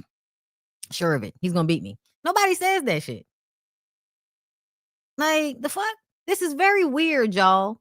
Clarissa is just trying to act as if she didn't do what she did, which is antagonize the fuck out of Layla by just saying crazy shit every time somebody gave her an opportunity to, trying to get a fight out of Layla so that she could blow up even more. Her beating Layla's ass will give her mad bragging rights to smear all in that lady face, and that's what she's been trying to do the whole time. I think at some point, Layla was even thinking about fighting her. I remember them doing an interview, them talking about it. And Layla was like, I wanted to do the fight, but I wanted the money in escrow, and they didn't have the money in escrow. So I was like, nah, I don't want to do it now. And then the way she acting, I wouldn't fight the bitch neither. If it is going to give you more money and more clout for me to get in a ring with you, I'm not doing it. Because fuck you. How you going to get up there and tell everybody that I can't fight and I wasn't that good of a fighter and all of that because wasn't no fucking Olympics around when I was boxing. So now I ain't shit, even though I'm the one you was looking up to. And I'm the one that actually did try to help you out and give you a leg up. Now you going to act like ain't none of that shit happened because you done got your wig together and all of that. Because now you're not looking like the crazy boy from the 80s. Now you're not looking like one of the cool it now kids. Like, because you don't look like Bobby, Ronnie, Ricky, and Mike no more. Yeah, 47 is 50. I don't have time for this. Go fight fucking Remy. Go argue with somebody on your level. This is just ridiculous. I'm moving on from here. Let's move on. Amanda Seales. Executive producing about the Asian girl at a HBCU. Like, what are we talking about? Why is that a movie that needs to be made? Black community needs a leader like me than more. No.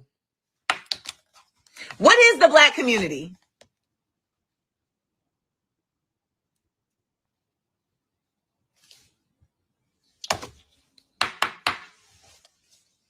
Nope. I don't want to leave the Black community. Nope. I'm interested in community that is about collective liberation. That's what I'm about. Respect. Collective liberation for all. You know, the Black Panthers, like they had a 10-point program. And within that 10-point program, I believe the first one was power to the people, all power to all people. Keke Palmer is the executive producer. You know, I get so frustrated when I see Black folks, Black culture represented in such a surface fashion, right? Like just based on fashion and how people are laying their baby hairs. And oh shit, Keke Palmer is the executive producer. Sorry. You know, I get so frustrated when I see Black folks or Black culture represented in such a surface fashion, right? Like just based on fashion and how people are laying their baby hairs and dances, you know, so it's become like a cultural kind of clothing, so to speak. And with that, you can't have a community based on that. That just means you have a club. You know, I get so frustrated. All right, say cheese. Okay. Keke Palmer. I understand what she means. I don't disagree with her. Y'all heard my commentary on the show. I felt like it was tone deaf. And it's not 1996. Like we don't need no more content that is meant to make Black people be more inclusive of other races of people that come in and steal our aesthetic and then go and become a Republican. Because that's what they do. That's what they do. Now, I heard that Amanda Seals was out here not paying them people because she wanted to do something down to the bookstore. She wanted to do, I can't find it, but she wanted to do something down to the bookstore. I don't know if she's responded to that yet. But let's move on. Girl, what's going on with Sammy? R&B singer Sammy breaks silence after baby mama drops receipts from his recent cruelty to children and battery arrests. I'm gonna let God and the courts have their say. God bless her. Did we watch this already yesterday, y'all? I can't remember. I think we did. Did we do Sammy yesterday? I think we did. I think Sammy did it, y'all. I think Sammy did whatever that lady said he did. I think we did. All right. I'm trying to see. Yes. Okay. No, we didn't. We didn't talk about it? Because sometimes, y'all, I read things, or sometimes if I talk about it on, we didn't, well, we didn't need this inclusive mess. Okay. Ashley saying no, but were you in the live yesterday? Nah, we didn't. Okay, I'll go back to it then. I'll reiterate. It's fine. So, girl, they say Sammy was beating people up. Okay. R&B singer Sammy breaks his silence after his baby mama dropped receipts following his recent cruelty to children and battery arrests in Metro Atlanta, Georgia. According to online booking records, the 38-year-old R&B singer born Sammy Lee Bush Jr. was booked into the Henry County Police Department on October 19th at 11 p.m. Okay, officials booked him on number 1 fugitive in state, battery, family violence, and cruelty to children, 3rd-degree witness. So that meant he didn't do anything to the child except for abuse the mother in front of the child, which is traumatic. Lifelong issues to be had. Although records don't indicate the exact date and time, Sammy was released after posting bond set at $1,050. Since his release, he's been spotted in public. This past weekend, he performed at the One Music Fest in Piedmont on Saturday. Sammy hit the stage with members of his RSVP R&B group, Ray J, Bobby V, and Pleasure P. And we saw Ray J's pot-bellied naked ass running around the stage and all on the floor looking a fool. However, as Sammy appeared in online videos from his festival performance, he was simultaneously going viral in videos and photos posted by his baby mama, Tiana Reed, resulting in him breaking his silence to defend himself. So this is what he said. Happy Sunday, first and foremost. I'm going to let God have his say, and the courts have their say, and the truth shall set you free. Love. I appreciate y'all. Thank y'all for the concerns. Love. All right. I want to comment. I want to respond to somebody's comment right quick. I'm 47, y'all. I look better than these ran down 27 and 30-year-olds. I'll be 50. Camille, that wasn't what I meant when I said that. There are so many women that are in their 50s that look better than women in their 20s or 30s physically because of how you take care of yourself. That's not what I mean. What I mean is Clarissa Shields is an Olympic boxer. And Layla is also, like a former boxer, but still like closer to her 50s. So even though she looks amazing, I'm not sure her body would be able to like deal with that type of boxing from somebody that is like 20 years younger than her. It just wouldn't seem quite fair to me. And I'm also thinking about like, how if she actually did get hurt, how it might be worse, because as you get older, your bones lose like calcium and shit. And I'm sure that Layla's on top of that. She looks amazing. But, you know, it's not about shaming. I don't know why people always think that I'm age shaming. Like, I don't care about age. I just know that younger people do dumber things and older people sometimes didn't gain any knowledge with their age. Um, but I don't think there's anything bad about being old. I plan to get old.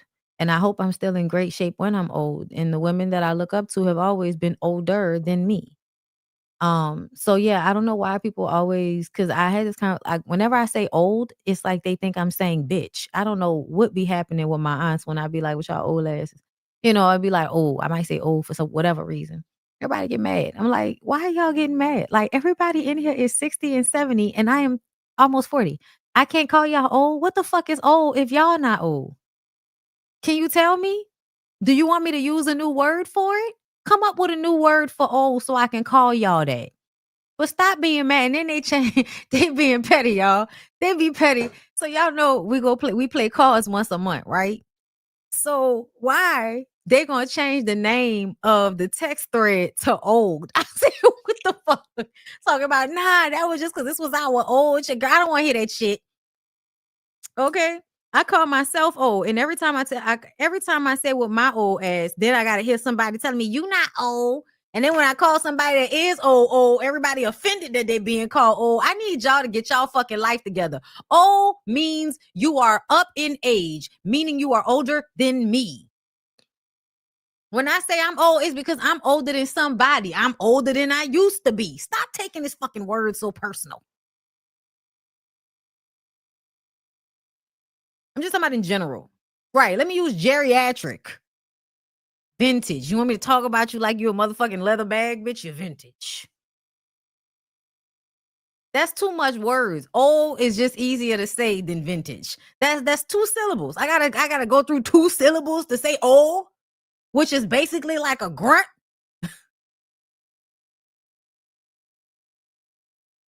I'm gonna just start saying you're young with your young asses. You're young. You're young. That's what I'm gonna start saying. I'm gonna just start saying you're young. You know why? Because I am a forward thinker and I know words have power. So maybe I should start switching that word out. I'm gonna start calling them old hoes young. Let me have some young hoes now. And let's just I don't really call them hoes, y'all. I'm being funny here, okay? They be trying to I told y'all my auntie tried to call me a bitch one time. I said, oh no, ma'am. That's not for me and you. They be in there calling each other bitch. You know, they be joking. But I don't play like that with y'all because I don't feel like I can call you a bitch. So don't call me one because then I'm gonna want to call you one. Don't do that. Y'all can play with each other like that. Don't play with me like that. Because if I call you a bitch, everybody gonna be upset. Don't play fair now. Play fair. Don't punch down so I don't have to punch up. All right. I love him though. I love him. The next call. Okay. Something like this.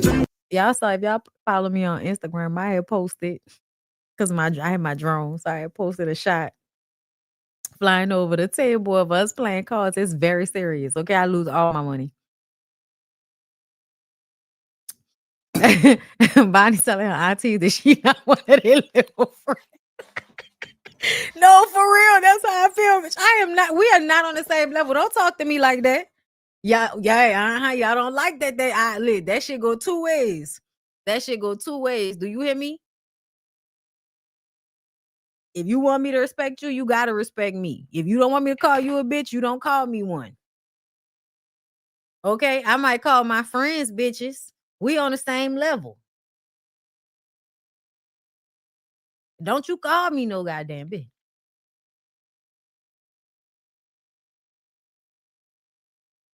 I know. That's why I've been calling myself old ever since I turned 35 because they tell you as soon as you're 35 and you get pregnant, it's a geriatric pregnancy. As soon as they start telling you that shit, you realize you's an old hoe and you just kind of, fine. I'm an old hoe. Fine. I don't look it because I'm black, but fine. I'll accept it. Okay? I'll take it if that's what you want to put on me. Because I damn sure don't want to be a young girl. Y'all can have that. Okay, if you believe that crap about Sammy always, you bout dumb. Ask the person who posted it. Girl, you about as dumb as the person who posted it. Okay. And he shared that. And I'm like, and see, this is why I don't know who the fuck the Keyshawn, the Keisha Watson. Yeah, I don't know who the Keisha Watson is, but I feel like as a woman, you don't never know what the fuck going on between people in they personal relationships. So don't get online and say that you know that the girl lying and you dumb if you believe her. Bitch, you dumb if you think that nigga didn't do it. That's what I think is dumb, because statistics show DV happens at a high rate. I don't know how many times I got to tell you hoes this. Matter of fact, let me just go ahead and Google the shit.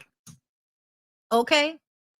How often does DV happen in America?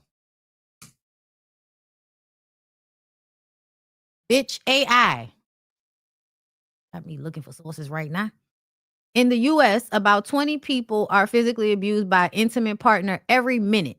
Over 10 million people experience domestic violence annually. Lifetime prevalence indicates that roughly 1 in 3 women and 1 in 4 men have been victims of some form of physical violence by an intimate partner. 1 in 4 women and 1 in 7 men have experienced severe physical violence by an intimate partner. Roughly 1 in 3 women and 1 in 4 men have experienced some physical violence. So we telling y'all that it's happening to the women way more than it's happening to the men. But it is happening to the men. It's happening to the men. But it is, are those men with men? Because but some of you bitches are crazy. No, some of you bitches are absolutely crazy. Okay, so now let's see 2 women. Let's add that in and see what that gives. Let's see.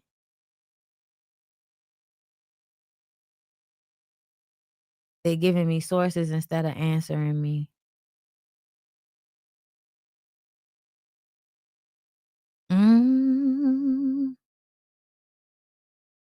It's gonna make me look for it. I don't want to look for it. I'm gonna get that statistic and I'm gonna have that shit in the chamber for you hoes next time. That's something I need to go talk to Belle about, because I know this is why I be on TikTok, y'all. Cause the girls be arguing with these niggas. They throw that shit out so fast, bitch. I don't know the percentage. Okay. According to the CDC, nearly half of all women and men have experienced psychological aggression by an intimate partner in their lives. According to the United Nations, over a quarter of women worldwide who have been in relationships report that they have been subjected to some form of physical or sexual violence by their intimate partner. Let's see. According to the 2014 report by American Progress, between 2001 and 2012, more women in the U.S. were killed by an intimate partner using a gun than U.S. troops in Iraq and in Afghanistan combined. Wow. Y'all kill more women here in this country than y'all do when y'all go to war. That's wild, money. Okay, hold on. I got something for y'all. Domestic violence rates per state. So this should let you know, percent of people who have experienced intimate partner violence are or stalking in their lives. Okay. Child, what's going on in Oklahoma? Like, what the fuck is really good in Oklahoma? Apparently, this happens a lot in Oklahoma. Like that's crazy. Let me see. Where are we at? Oh, Louisiana, 36%. 35%. Yeah. Because women whipping y'all ass. Yeah. In Louisiana, bitches is whooping y'all ass. Absolutely. Okay. Let's see. Only, and oh no, that's also because this statistic doesn't mean that the men are being abused by women. It just means men who are abused, meaning that there can be men who are being abused by other men. Okay. Either way, I just wanted to look that up right quick. I'm sorry. But yeah, because I was just like, why y'all be acting like this shit don't happen all the time? Like, why y'all be acting like this shit don't happen all the fucking time? Like, I don't get it. Anyway, bitches is speaking up and he's sharing it. Life lately has been a mix of blessings, lessons, and a little bit of what is even happening. But I'm still showing up, still grateful, and still trusting that everything is falling into place, even if it doesn't look like it yet. I don't know who needs to hear this, but keep bossing up and showing up. Them tables always turn. Meanwhile, Sammy's child's mother with the post. So she posted this. That's him. Wow. So these are the charges that we talked about: battery, in state. And then this is what I wanted to show y'all. Trigger warning, y'all, because there about to be some bruises and cuts and stuff. Okay. So y'all see here on her arm right here, is on her arm. She cut and bruises all over her arm. Her arm looks swollen. But yeah, whole bunch of cut, little bruising and shit, scrapes on her arm. Okay. Don't believe who? And then she posted inmate inquiry. So she posted this to let y'all know, like, the nigga got arrested. Stop playing with me. And then I think the blogs went and got it. But this was she in their house, I think, or in her house. She said, snatched the tablet from Lay while he threw it at me and Jorn. I don't know who Jorn is, but that nigga look crazy. Oh, she holding a baby. And he threw it at her. Yeah.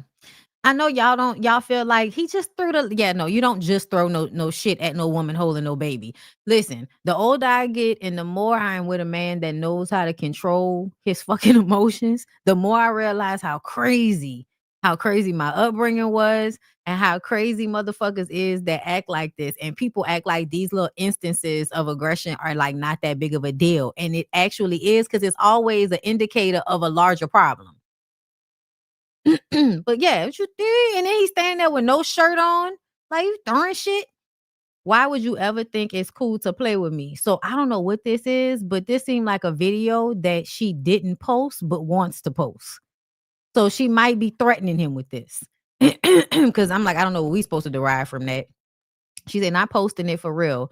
My not from my real page. If you know, not trying to make a blog, just trying to bring awareness to people that think they're untouchable and God on earth.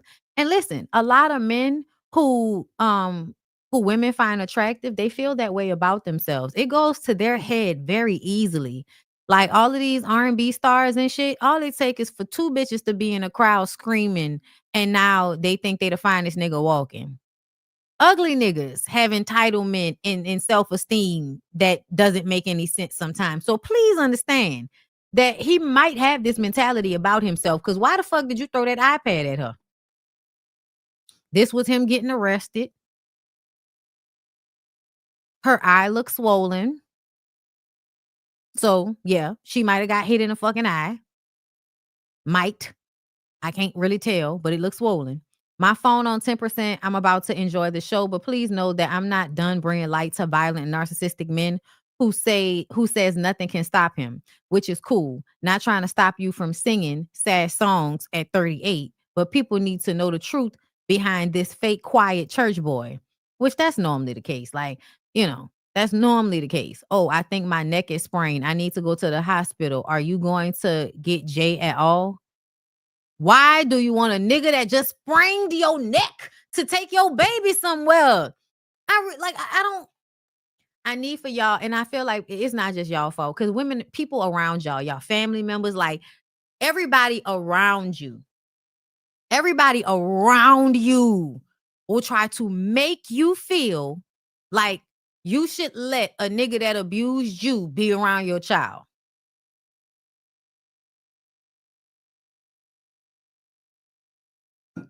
They will. Your mama, they mama, your friends. I mean, that's his child. I mean, that's his kid. Yeah, I know he didn't knock the fuck out of you. Yeah, I know he didn't strangled you. Yeah, I know he didn't almost killed you. But when it comes to your kid, he should just automatically stop. But he's also just out of control of his emotions. He's so stressed out right now. But sure, he'll be able to not hurt a fucking baby. I don't get it. I don't want to get it. This is why I stay inside. Mind y'all, I have to go home to this man. He says I'm not big enough to stop shit or ruin him. He got the platform, and that's cool. Not trying to ruin you, sir. If I was, I would do it from my real page, but I didn't. Did it from a page with 300 followers. Be for real. Karma. I mean, it still came out, sis. But I understand thinking that it may not reach everybody and it may just reach you. But you could have just sent the shit to him. But I guess it wouldn't have worked unless you exposed him to other people, because that's how narcissists work. They be doing the same shit behind closed doors. But as soon as you put their ass on blast in a public eye, then everybody be out here, you know, hemming and hawing and feeling away and shit. All right, I just wanted to make sure that's all I had on that. Yeah, that's all I got on that. But yeah, y'all. Okay, I haven't been on this page in a minute, but y'all know every time I'm on here to stay tuned. Yeah.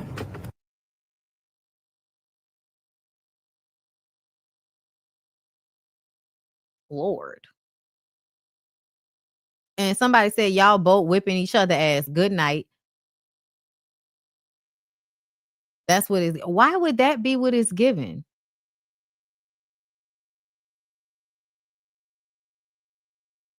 So, cause she did this, that mean that he not putting his hands on her,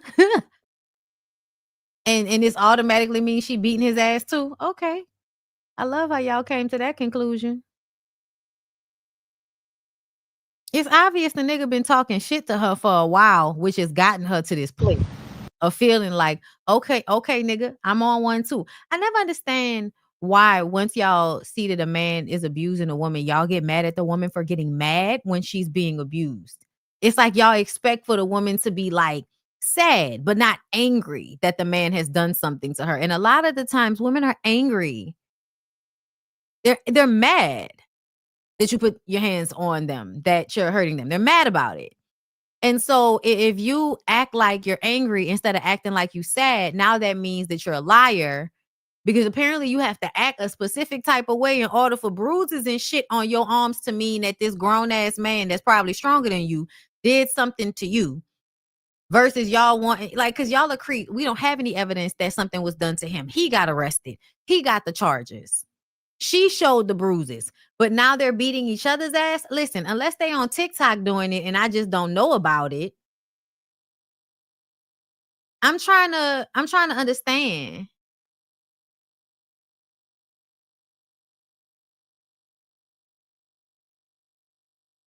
Like,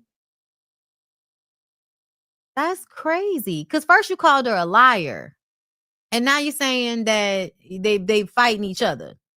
What I say about always trying to give the other person blame so that you can make the actual abuser not be an abuser, right? That's the one of the first comments on the fucking page is y'all both whipping each other's ass, even though we only see one person with marks of abuse on them and one person getting arrested. And we know how much they love to put both people in jail.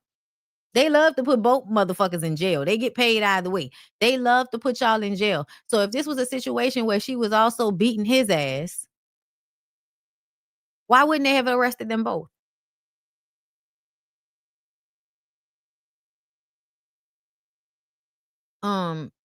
And oftentimes for women to get to the mad phase, he probably been doing it a while because she still wants to protect him. Yeah, like she ain't really put it out there like she could have. Whatever that video is, she ain't put that video out.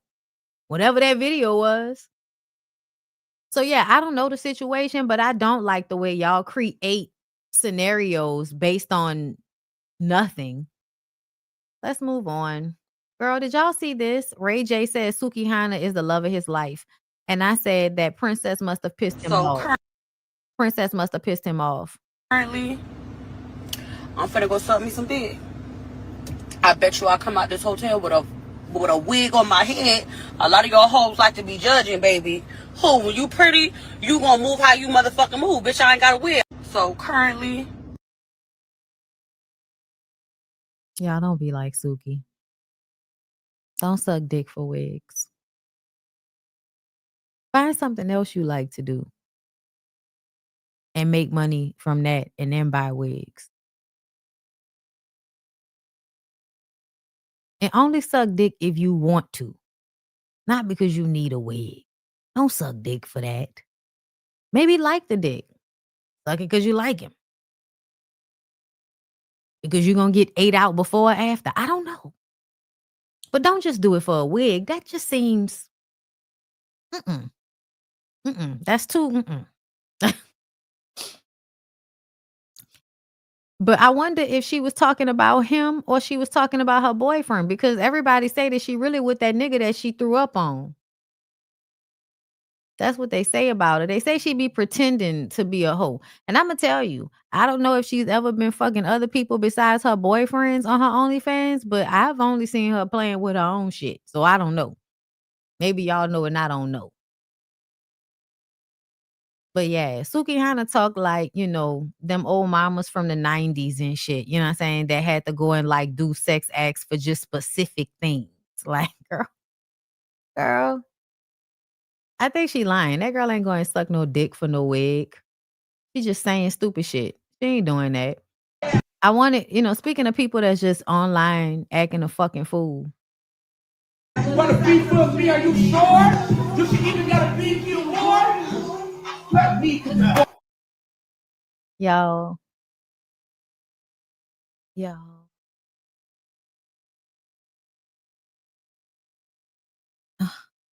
They ain't ready enough. You a fake ghetto bitch, and I don't like you. I don't know what's going on. Beef you more? I saw it was something else. The only reason I saved this is because he looked crazy in his picture. But it was another thing that I saved that I saw Bobby that had me sad, which is why I posted that sad face on that, because I had saw Bobby and somebody said that Bobby was back on you know, coke. And that made me sad because I know Bobby, you know, Bobby been trying to stay straight for a while now. And y'all know, like, I don't like when people get on drug habit, you know, get drug habits that they can't maintain. Meaning that if you can't maintain your, you know, your shit, if you out here spazzing and looking crazy, that ain't a drug you should do. Damn. Could have sworn I saved it. He was on there with his lips looking all weird and shit. But yeah, y'all. Y'all pray for Bobby. Lord have mercy, because the children be carrying shit with him, you know. The you know, that's why it's so hard. People be like, oh, you need to just get therapy and all of that. And real nigga shit is that even sometimes when you figure out what has happened, that don't mean that some button is gonna switch and you automatically, you know, you automatically gonna stop feeling the pain or stop having the trauma response from whatever you've been through.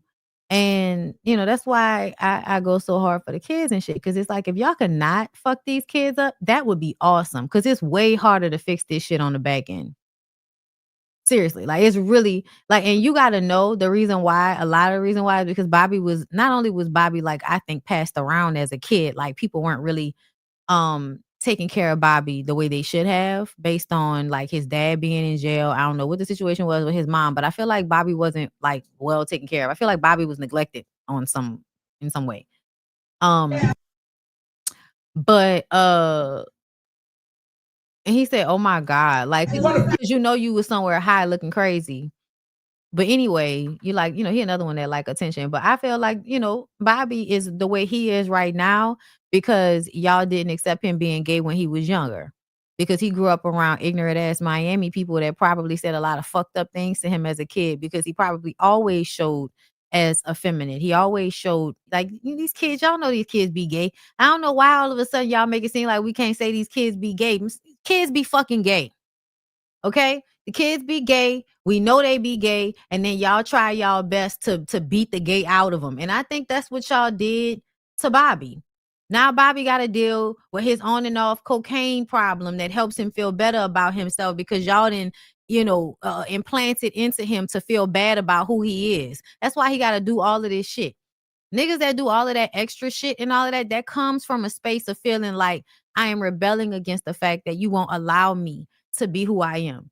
I'd rather be who I am and beat your ass than not be who I am. Yeah, y'all fuck over the kids. And I would love for y'all to stop. I would love for y'all to stop being homophobic and stop making y'all kids feel bad about themselves because they are gay. I would love for y'all to do that, because your kids are still going to be gay and they're just going to be traumatized and have to go to therapy and try to deal with the issues because you know, was so upset that you had a gay kid. Bitch, I can't stand y'all. Anyway, Yeah, let's go ahead and get into Michael Blackson, child. Let's talk about it. I think I saw the diva in the comments. Shout out to the diva, Erica De Niro. I was watching you earlier, and you ain't never fucking lie. This is one of the most atrocious looking niggas in the world. And what I have understood is that if a boy grows up thinking that he's ugly, if a boy grows up with the understanding that he is ugly, he will form all of the ways to like offset for the ugliness, charisma, personality, money, yes. But ultimately, he will always feel like an ugly nigga. He will always feel like an ugly nigga. He will always feel less than, and he is going to make beautiful women pay for it. But the thing here, before we get into the story that I really want to start digging into, is what are y'all doing to these little Asian girls? Because we don't be in y'all communities. I know y'all are abusive in the Asian community. Like y'all just as terrible with y'all kids as anybody else. Y'all might be worse. From what I understand, like about how they abuse, children and shit. But what are y'all doing to the little Asian girls that makes them like this? Because let's talk about it. We know enough about Rada to know that you are just like 50 Cent baby mom. The girl who said Diddy kicked the baby out of fucking stomach, but she up there talking about, telling the judge she ain't worried. He won't kick another baby out of my belly. I took care of that. I don't know what y'all are doing to them young girls, but I almost feel like y'all are raising them knowing that some man is gonna buy them eventually. I don't know what that's about, but that's what it. Yeah, Gina, Daphne, Rada, and I'm sure there are many other Asian women that date terrible fucking men, especially terrible black men. It's a specific subset. And I feel like what I see is like a whole bunch of little girls that are probably being told that they're pretty and that's all they're going to have to be. So they don't build anything else. They're a blank slate and they're beautiful. Even if they're a hustler and all the other shit, they're going to make their money, whatever. But that's a part of grooming them to get a man. I think when these girls are beautiful and Asian, Princess Love, yes. Jeannie Mai, no. Jeannie Mai is not that. Jeannie Mai decided to do that, but she's not in the same vein with these people. First of all, Jeannie Mai is somebody that is famous from her own shit. I know a lot of y'all only know Jeannie because she married Jeezy or because she got on the show with the girls. I've been knowing Jeannie Mai since she was, on HGTV all the time. Okay. So yeah, no. That's a nice try, but no, not Jeannie Mai. I'm talking about women that I feel like are basically being groomed to be pimped out. Jeannie wasn't supposed to be with a black man. She was supposed to be with a white man or an Asian man. She wasn't supposed to be with a black man. She went against the grain. I am more than sure that Jeannie got cussed the fuck out by her family. But I think there are some women, I think on some level they're being groomed for these relationships to basically be bought. Because it's like they're not really there. And it's like they can't be there because you see like this kind of slowness, right? Like almost like nobody was actually raising them. And they're not really like, they're not catching on to what's happening. They're just kind of allowing a lot of these things to happen to them. I felt it when Gina was talking to Tasha about what happened with Diddy. I feel like that's exactly what Cassie was kind of, set up to do. On some level, they're male identified too. Yes, severely male identified and groomed, I believe, to merely be a beautiful trophy for some rich man. And when these women end up with black men that are rich men, it becomes publicly obvious how fetishized and disrespected they are.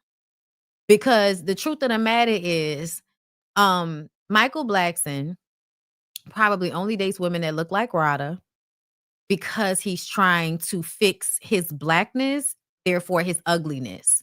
Because he think, his blackness is an extension of his ugliness. Because he is very dark and people are colorist. So you're not even fine in dark skin. You know what I'm saying? You're skinny and you're ugly in dark skin. So yeah.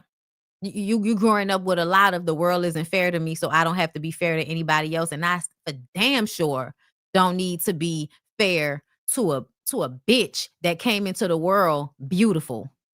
So you get with somebody like Rada so that you can basically take from her. She is beautiful. You want access to a beautiful woman, but you also want to be able to mistreat said beautiful woman because you're always going to be an ugly nigga mad about being an ugly nigga.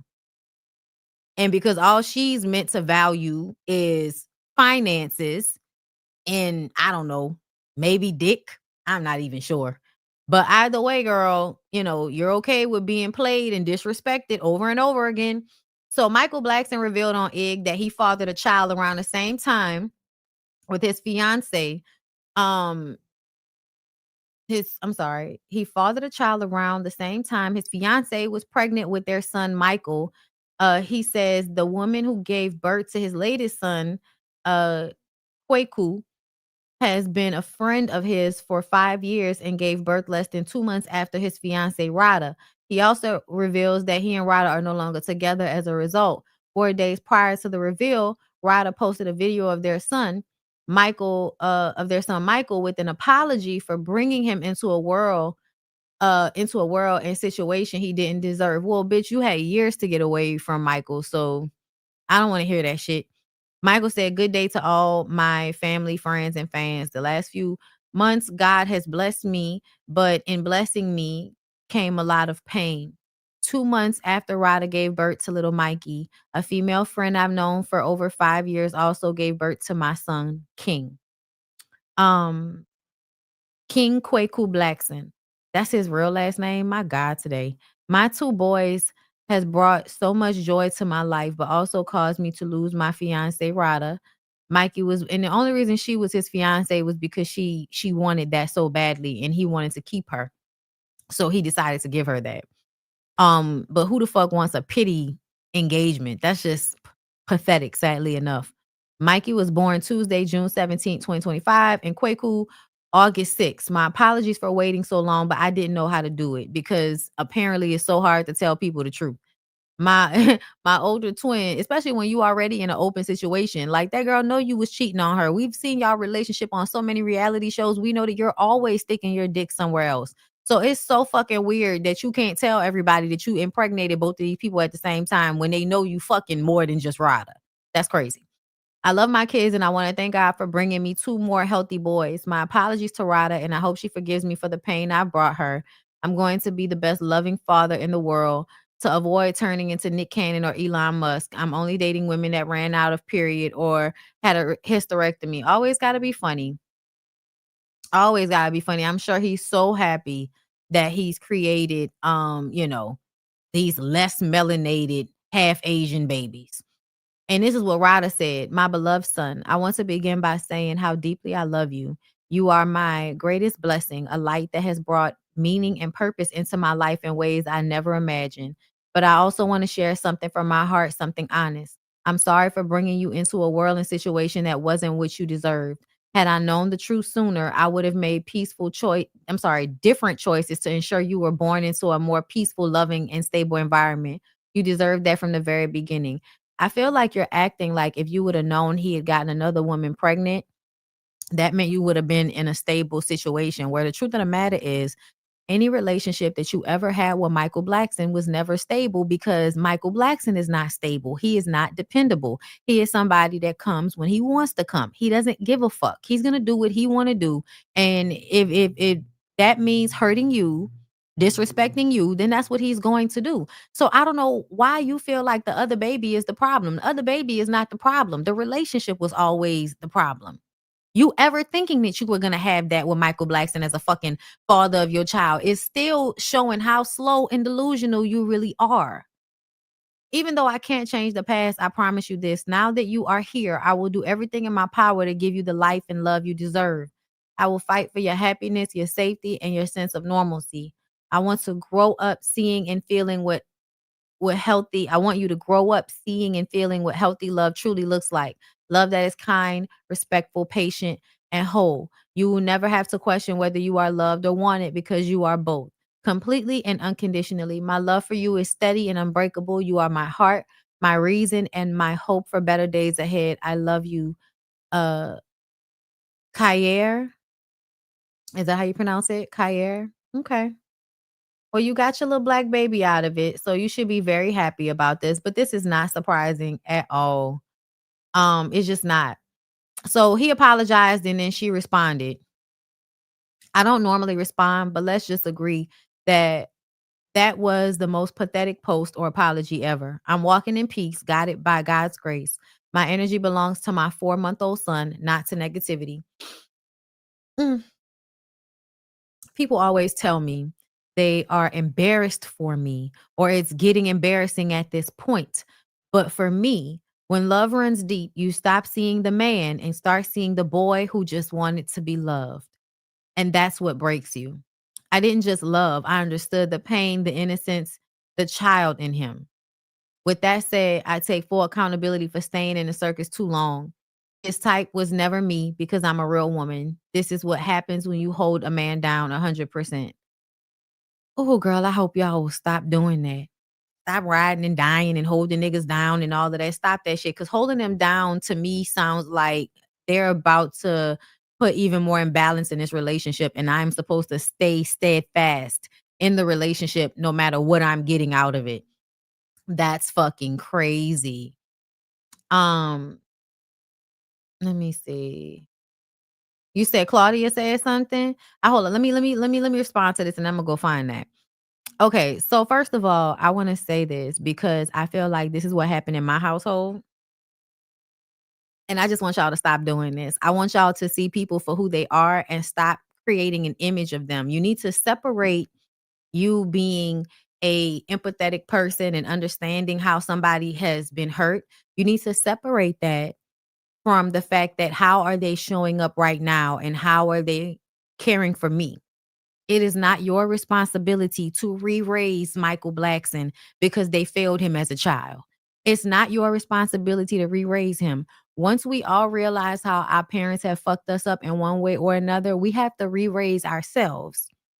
We have to keep the younger version of ourselves in mind. Millennials have done very well at this. We go get the Susie Carmichael. Okay, we go get the lavender from Matilda, bitch. We go get.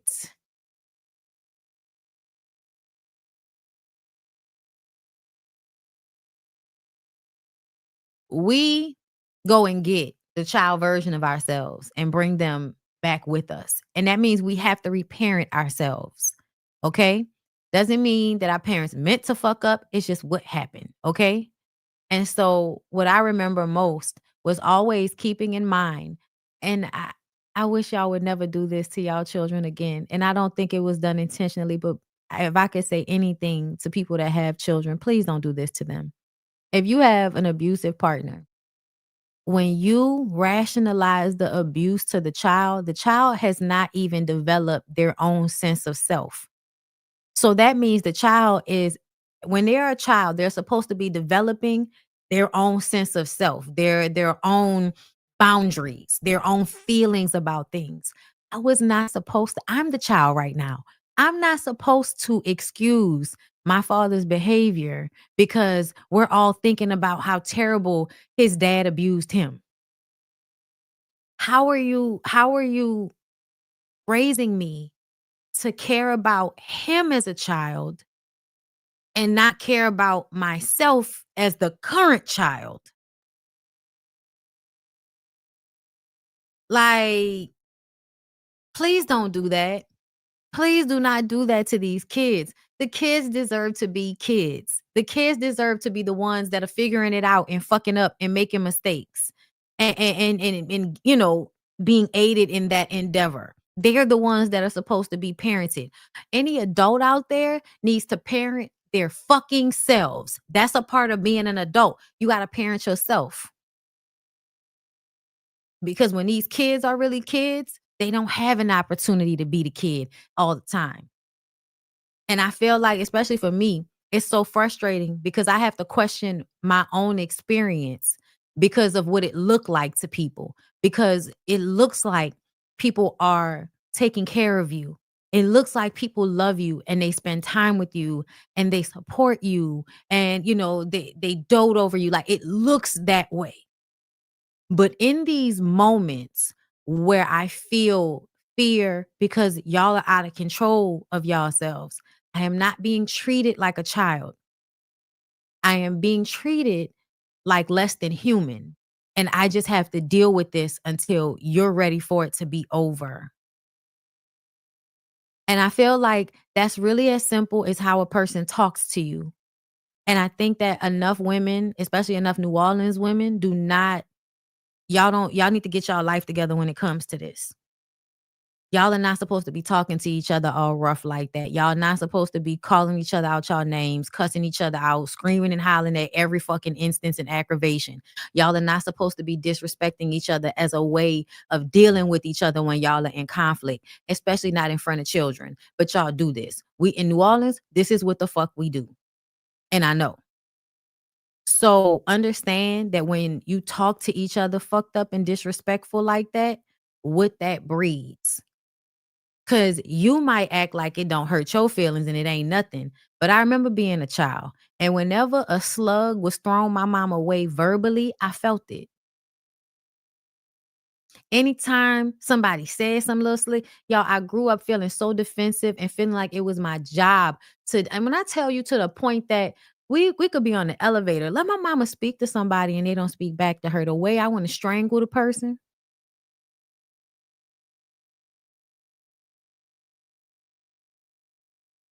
You grow up getting all of the slugs that your parent gets. You get them too.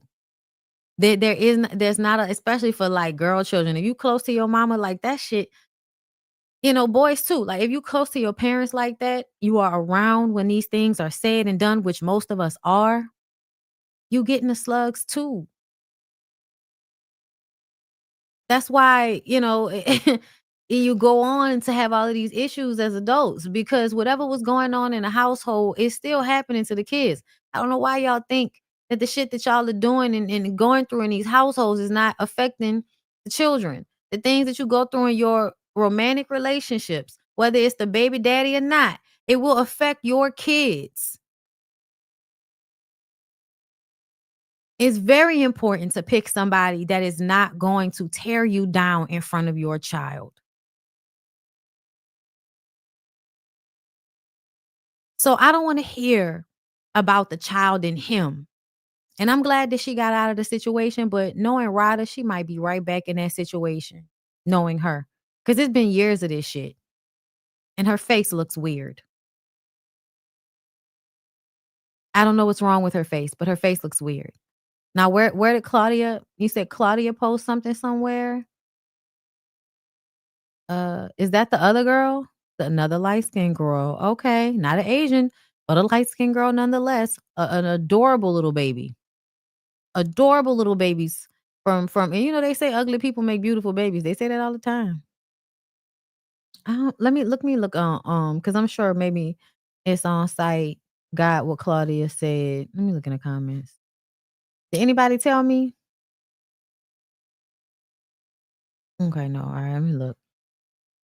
Girl, not Key Sweat. I give all my love to you. And if you need me, baby, I come running only to you. Only to you, baby. Oh, oh, oh. Why can't we just stay down, baby? And hold each other real good, baby. I can make it feel real good, baby. Okay, I don't see it. I'm sorry, y'all. I love and also both hate Key Sweat. Okay, simultaneously. All right. It's on her page. Okay, I didn't like. Is it on her stories? Claudia. Crystal Wilson, bitch. Why you got your titties out in front like that? Why you got your titties in everybody's face like that, Crystal?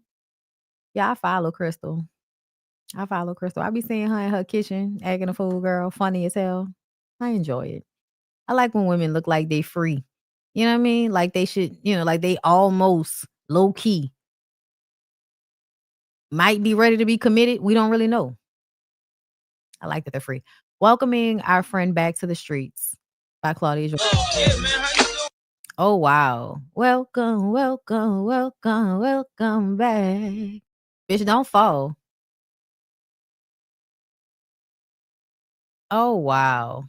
Okay, so we got jokes too. Listen to a good friend group should help you turn a frown into a smile and be the petty savages you're above being. Sometimes all you can do is make light of the situation and find a way to laugh through it.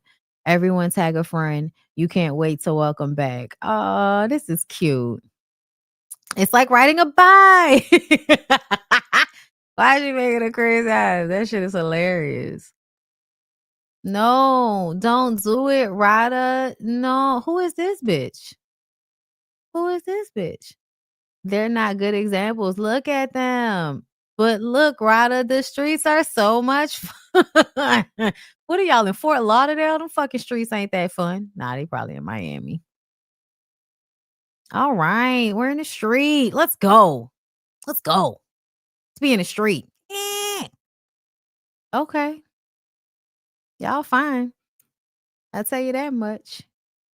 Y'all some thickums, some snickums. Y'all some good looking girls. Okay.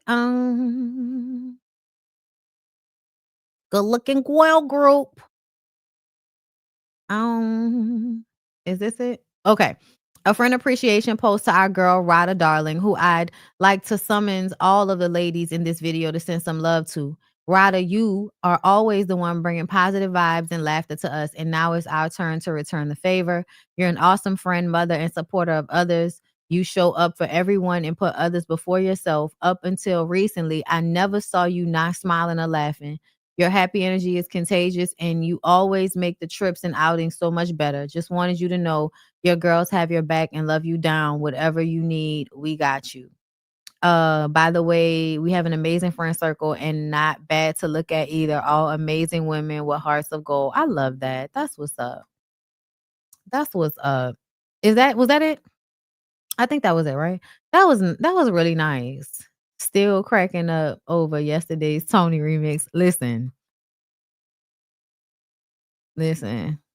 Y'all know me.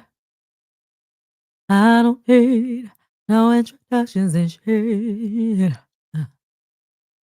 Run. Benny's around the city. Oh, button your bitch. I'm hanging. Wrist playing.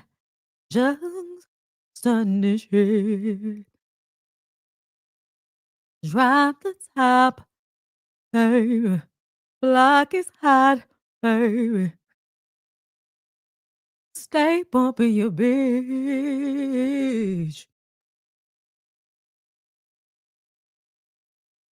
Beyond just getting right. Oh, tango. All twisted. In a club every night. Drunk, drinking. That Chrissy. Oh, yeah. Baby, baby. Yay. I'm sorry. I had to do it again. I'm sorry. All right. But that's that on that, right? I think we're good with that. Michael Blackson's a piece of shit.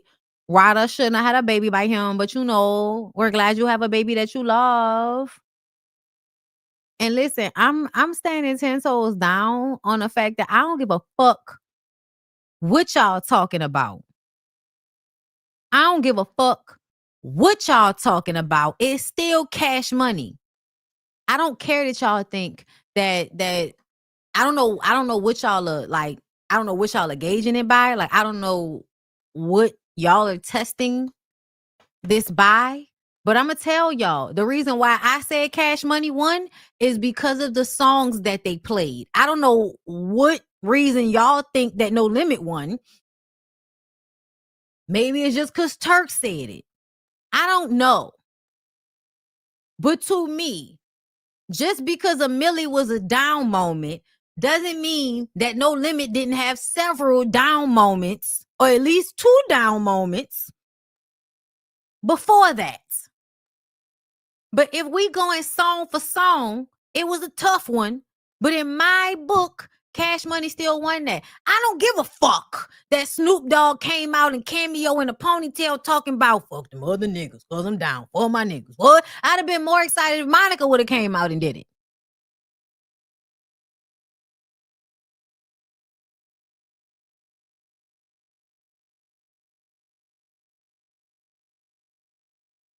Cash Money won.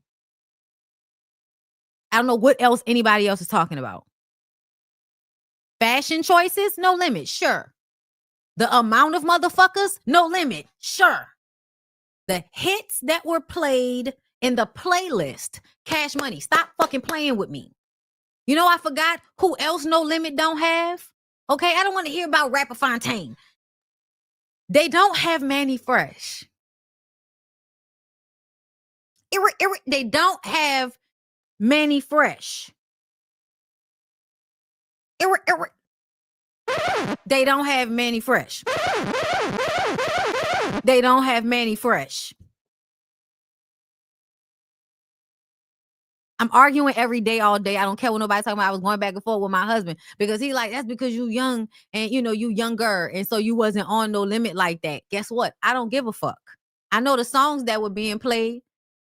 They got so many songs that I grew up that I know the words to. I only know the words because they played it on the radio on a ride home when I was like 6, 7, 8 years old. Y'all want to know a song that I have no reason to know the lyrics to? So many. When I'm with you, I hear a song. I have no reason to know the words to that song. Look when it came out. No Limit did not win. I don't care what none of y'all are talking about. No, they did not. No Limit did not win. No. No Limit did not win. I don't care what none of y'all are talking about. I don't care. I don't know what you're basing it off of. Manny Fresh lost to Scott Storch. His beats have one sound. And I don't know who the fuck. What does Scott Storch have to do with anything? We're talking about No Limit. See, that's how you know that y'all on bullshit. Because you bringing up some shit that ain't got nothing to do with what we talking about. If did Scott Storch produce all of No Limit songs? I don't think so. So don't do that. I don't give a fuck what you talking about. Y'all can be No Limit soldiers and y'all can two-step y'all asses the fuck out my comments with this bullshit, bitch. Okay? Go ahead and put on your fucking boots and okay? Go ahead. Get your little shoes on and go ahead. Do your little two-step like P did till you get tired. Cash Money had more hits. I don't care. Fuck out of here. A light jog. I'm jogging too fast.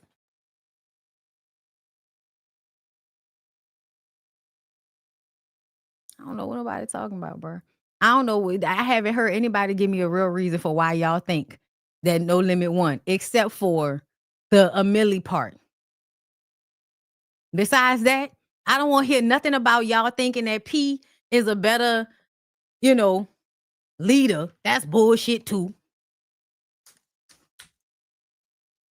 Just because that nigga talk better than Baby don't mean that they that much different. God damn it. But P, please put that sweatshirt on some type of website for me to buy.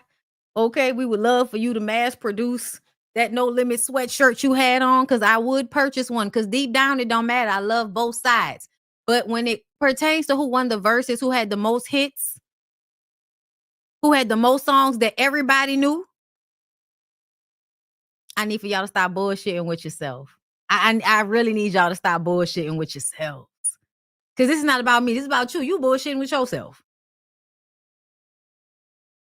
Sitting up there acting like y'all knew all them motherfucking songs the way everybody knew all of the Cash Money songs. I don't want to hear it. I don't want it. Y'all now y'all didn't change y'all mind because we mad at Baby. There was so many songs them niggas didn't even play.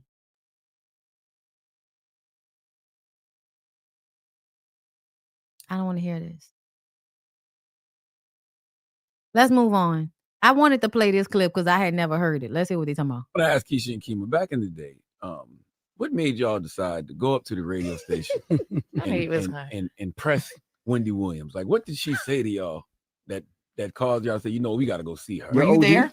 No, hell no. Oh, you way were before gone my already? time. No, way before my time. Okay. That was the 90s, right? Yeah. Yeah, but it was, I think, yeah. You ran out. Were you there?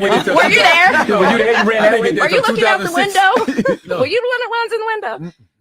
She just, and she was playing with our money. She just was disrespectful. Yeah. And we had already sent a warning. Yeah. And then she just kept saying, like, first Wendy was just like, oh, She y'all called us can't on broke sing. And then we britches from came the up. project. We came up to the radio station. We sang. She was like, oh, we sang a cappella. She was like, oh, y'all can sing. And it was that. It was just like, oh, they're Jersey, and I hear that they can't pay rent and they can't pay their rent and stuff. And we were like, you know what? Enough is enough. Because at that time, that's all she was doing. It's like, listen, when we get these opportunities as Black artists, we got to uplift them and talk more about the positivity that they do, right? Instead of you give a moment, a blitz of something that they did positive and then something that happened negative, you playing that all day. Yeah, so we were just like, enough is enough. Kima was like, Puff, can we go up there? Period.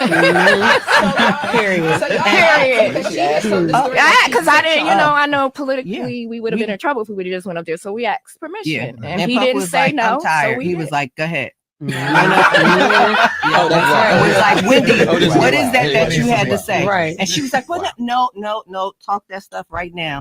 What did she say? Because I thought she said that y'all wasn't getting paid. And didn't y'all come out later and say y'all wasn't getting paid? And then her husband at the time, security, he had said something to her. Of course they had to get permission. Everybody's being like controlled by Diddy that's under him. Everybody. Security like, come on, man, come on. And she ran to the car. She got in the car and stuck her middle finger out the sunroof. And then we never heard no more from her. No, she just tells the story. You say y'all sent her a warning. Was y'all the one that sent the fish? No. What That was fish? her fault. I don't really want. She was a deaf chick. Oh, I don't boss really sent want- the boss sent- sent. boss Oh, sent- wow. Boss sent that dead fish in the mail. Yeah, somebody sent her a dead Luca fish Brasi in the sleeps mail. with the fishes. Yeah, he said that. She said that dead. That was Boston. Did that. Guys, rest in peace to Boss too. I was on Def Jam. It happened around that time, and it happened around the time when I had just signed and I just met her. Shout out to her too. She passed a few years ago. But yeah, I didn't even know about that. Wendy used to. I can't say nothing about Wendy because she would find out stuff about me, but she would call me and be like, "Look, this was I'm hearing," and she would send me the faxes. I don't know why she looked out for me. I'm glad she did because some of it was dead on. Nah, I hope not a crush on me. But right. But the reason I missed that era though was because y'all was able to pull up on people. Nowadays, people just be in their basement behind the computer, talking crazy. You know what I'm saying? that's the Y'all missed the opportunity to fuck people up for telling the truth, huh? Girl, hold up. Let's come over here right quick. Said something about Puffy's R&B group Total on the radio. Do you know the girl I'm talking about from Total? Right. Yeah, when I heard she was with Missy, I said she's not committed to that. She's just going for the paycheck. I guess they didn't like it. He didn't like it. Most people don't like it, but they're very entertained. I respect your hustle. Why don't you respect mine? Camera A and B. I mean, especially because I'm gonna leave it alone. But yeah, like You take one, Mark. Wendy was always saying stuff about us. It just seemed like she just had. first of all, were you with Missy Elliott? Because now that we looking at everything that happened with Pam, I am one. Y'all remember we be looking at old clips and we be trying to figure out which one of them was fucking Pam. And then they did the reality show not too long ago, and Pam was on the reality show, and it felt like Kima was giving, I wish you would be gay again and stop acting like this. Like, maybe it was just me. I don't know. Y'all let me know. He had it out for us. Like, how are you up here saying Total some broke bitches? We grew up in the projects. Never grew up in the projects. So I was like, yeah, I want to go Wendy up. You know what I'm saying? Okay, let's go do nobody opposed. Diddy didn't send us up there. I remember I got off the air one day and them Total bitches were downstairs waiting, and everybody upstairs at the radio station is looking down, egging it on, waiting for something to go down. Pam looked like Fantasia. Nobody put you on? No, that's what I'm saying. They're all pressed up against the window, looking down. As soon as I opened the door, there was a van outside. Keisha, Kima, and Pam from Total jump out, boom, hit the sidewalk, and try to rush me. They were going to kick my ass. There was no security or anything. It was just them three fighting broads and me. Wendy was scared as hell. My brother taught me karate, so it's just like, size don't mean nothing. We hopped out the car and was like trying to get at her like that. Out of nowhere, my knight in shining. Y'all was gonna jump Wendy? Damn. Wendy was about to get jumped for saying you was fucking Missy Elliott. You must have been fucking her. That's what it was. Armor screeched up in his car. I didn't even know what was about to happen. Next thing I know, he's out of the car and there's a whole bunch of rah-rah going on outside, and I'm still trying to figure out what the hell was going on. Kevin protected her. We were like, all right, she with her man. She gets in her Mercedes. She rolls the sunroof open and she sticks her middle finger out the sunroof. And we like, oh, Wendy, you a punk ass. Like, we just found that to be so funny. And then Charlamagne did the same thing. And that was the end of it. I'm glad that was the end of it. Y'all tried to beat her ass. You didn't. She escaped. I don't know. I guess because I talk shit. I don't want nobody trying to fucking fight. I done already told y'all what I'm on. I already told y'all what I'm on. Don't try to fight me because no shit I said up here. I'm fucking grown. Say whatever the fuck I want to say. Okay? I ain't putting no lies out about nobody. I know that. Don't be trying to come fight me because I ain't going to put out no lies about you, bitch. I talk about what's already out there. Okay? And I would never say, oh, they just some, no. I don't talk down on women like that. I'm not a fucking pick-me. And I love Total. And Wendy was a pick-me. So it makes sense that you would talk bad about women that you might be jealous of, but, then be all cute and shit with these ain't shit ass niggas behind the scenes. Cause why the fuck you ain't call and give Mano? That was Mano, huh? Yeah, why you ain't give Mano the tea?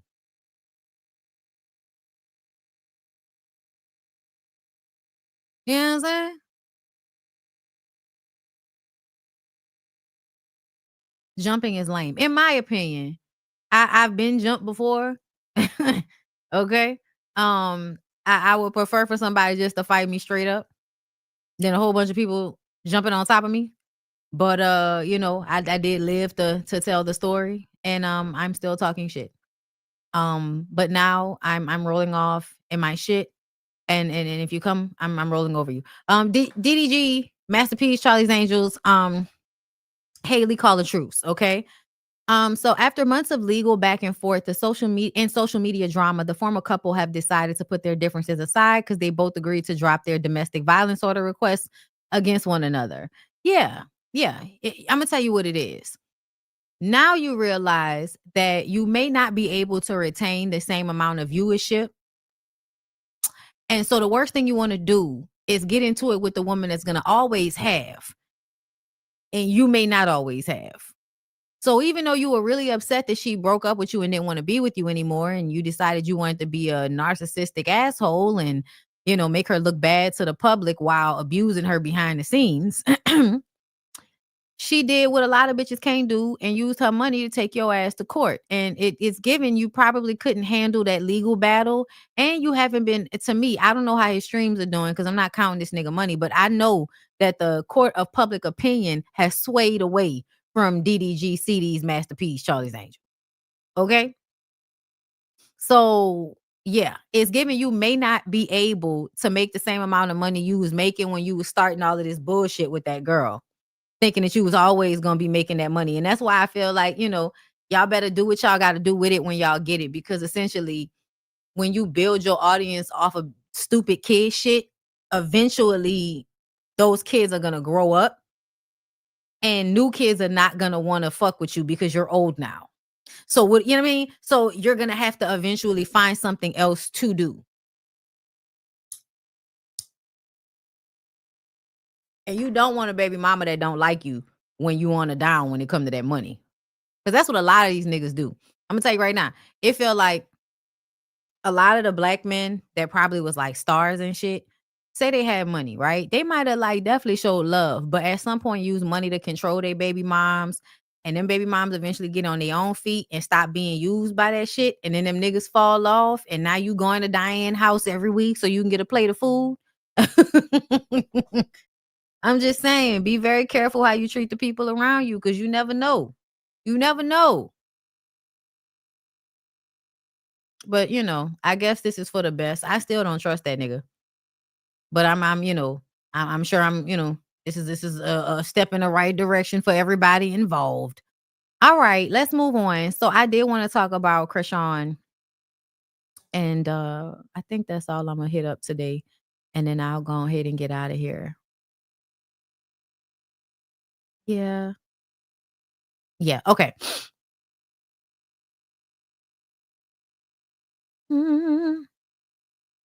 So I don't know if y'all know what's been going on with Krishan.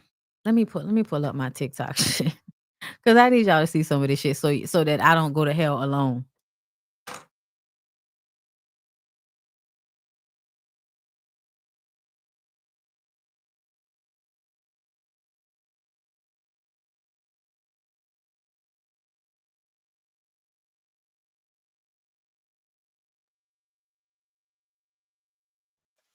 Yeah, this is one of the ones I saw. And I do feel like I didn't want to laugh at this. I don't want to laugh at this. But it was accurate. And also like the baby not gonna be able to see this shit. Come on. Oh shit. Oh, you okay, baby? Get your ass. Your ass. Come on down the slide, baby. Oh, look at that baby down the slide. That's my baby.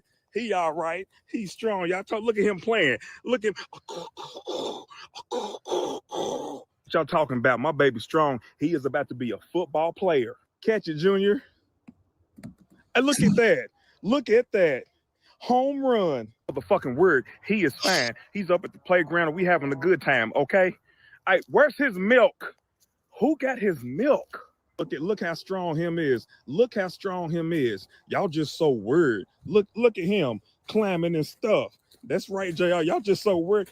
God damn it. You fix your ass, baby. Fix it. God damn it. Fix it. I see that. See? Look at him standing. Look at him standing. That's right. Now walk, baby.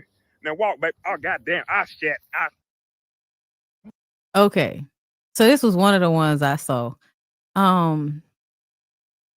There was another one because I had saw this video recently where she just kind of laid him on that sofa. I think we watched that together. She just kind of laid him on that sofa and he kind of, and then I also see this right here. Like she does do this. Like he was on camera. So his eyes aren't straight. It's given he might be able to see out of just one of his eyes. But either way, when the eyes, disengage from each other, she hits him or rubs his face to try to make his eyes go back straight. Like Debo, knock your fucking eyes straight like that. And it's so not funny. No, it's not funny. I don't want to laugh. I don't want to laugh because the actual situation is not funny, y'all. I'm actually really pissed off about it. I'm actually really, really pissed off about it. And I want somebody to do something about it. Like I really do. I want CPS to do something. I want y'all to take the baby out of her fucking care. Like I've been talking about it. We've all, me, you know what I'm saying, Erica, we've all been talking about how this, alleged possible crackhead bitch should not have been allowed to have that fucking baby. And we don't know how she left the hospital with that baby because usually when you have drugs in your system, when you have a baby, somebody should show up and take the fucking baby from you or something. But nobody did that in this situation. And I bet you that's because somebody was throwing money. Then she not really living nowhere. So CPS can't really come and find her. No. But see, when shit happened, like when she fucked up that hotel room and the police had to come to the hotel room, what about the time when she called the emergency people down there? So people can absolutely find out where the fuck she at, in my opinion. Okay?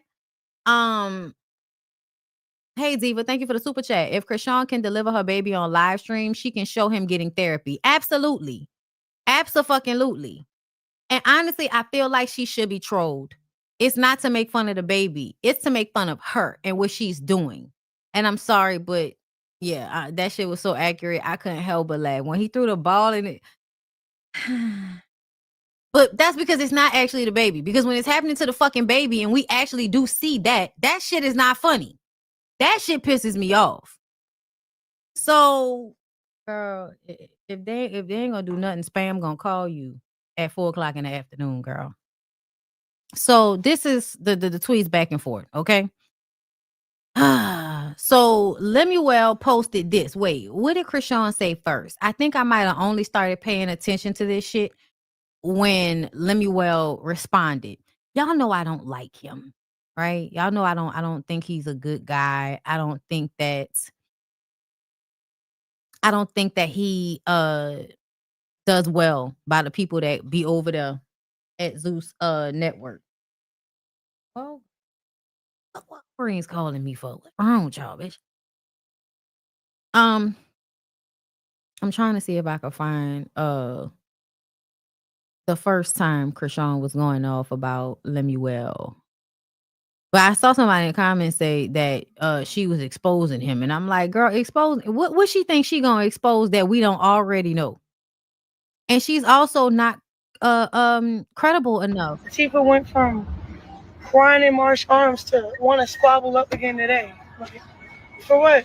Why are you saying shit on your story when we was all kumbayaing last night in the venue? Like, she don't want to be called what? Boring? I don't know. I don't know if they paid her. They must have paid her some more money. Oh shit. My sister looked get busted by Marsh.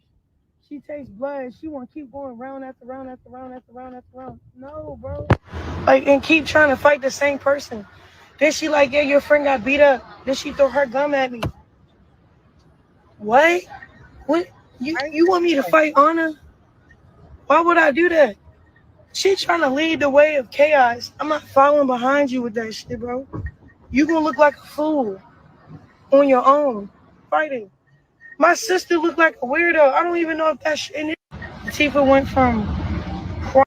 Okay. So he said Krishan's recent behavior has been erratic and concerning. Recent. Reflecting ongoing instability, personal negligence, and contradictory displays of faith. Already, I feel like you on bullshit because she been that way, and it was cool when you was capitalizing off of her. But now that she got an issue with your fucking ass, now you want to bring up all of the issues that she been had that you was cool with exploiting this whole time. See, that's why I can't fuck with niggas. Like what are you talking about, money? Hold up, y'all. I'm ordering my Yakamine. I'm cold. All right. Cash at me, Lord. Throughout production, she has engaged in multiple verbal and physical altercations without any prompting, encouragement, or influence from myself, Zeus executives, or producers. These incidents were neither staged nor directed. They are her genuine actions captured in real time. Krishan repeatedly discloses behind-the-scenes details online, compromising the integrity of the show and the experience for viewers. Let's be clear.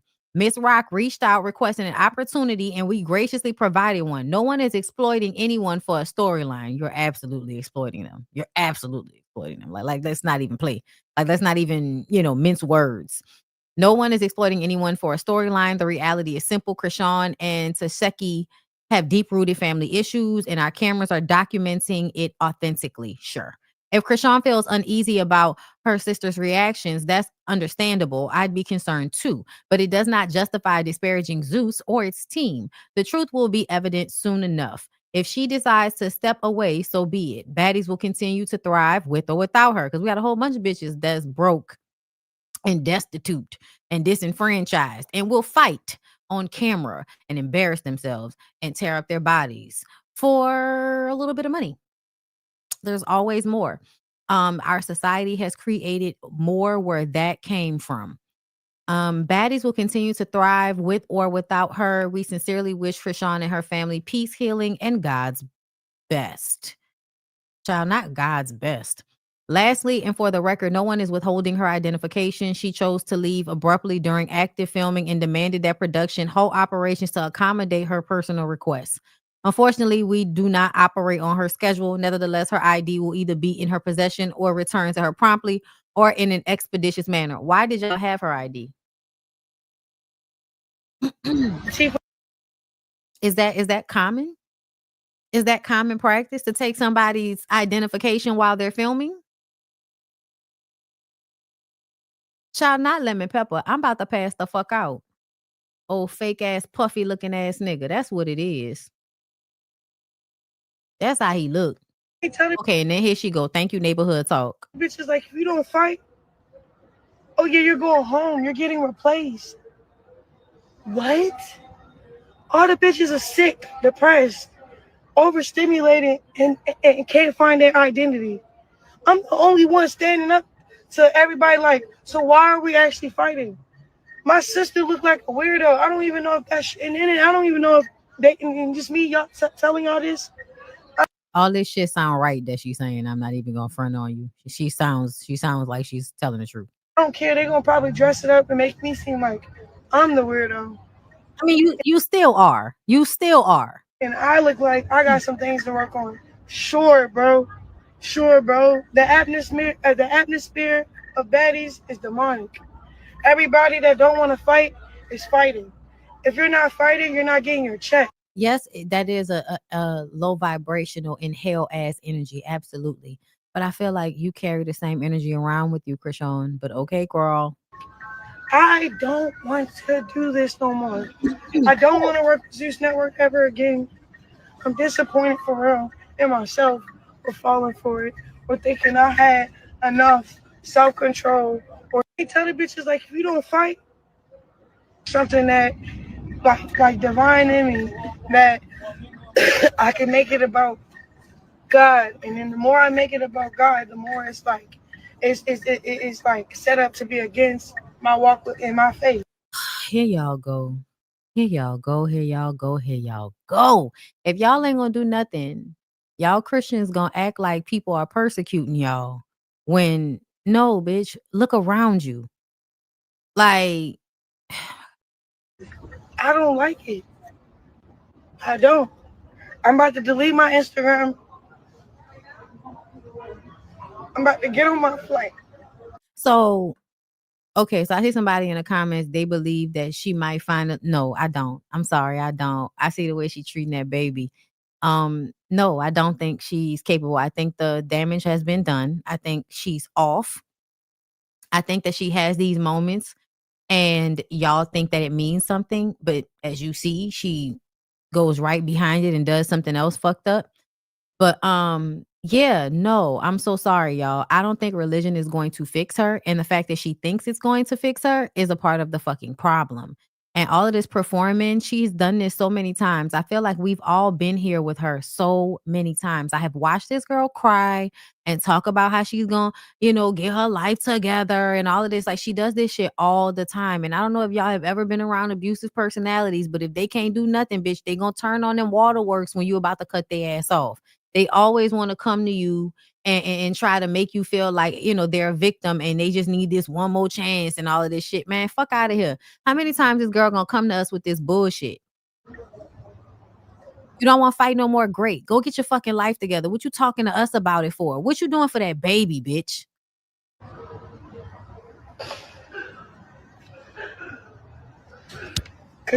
Check this out.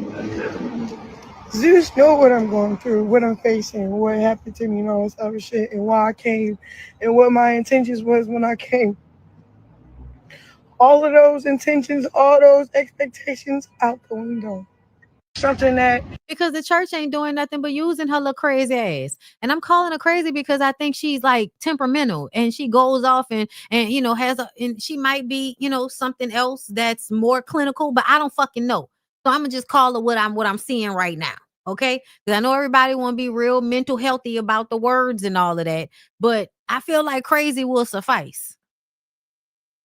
Because I'm not trying to be dismissive, but I am annoyed. So yeah, that's what she online crying about.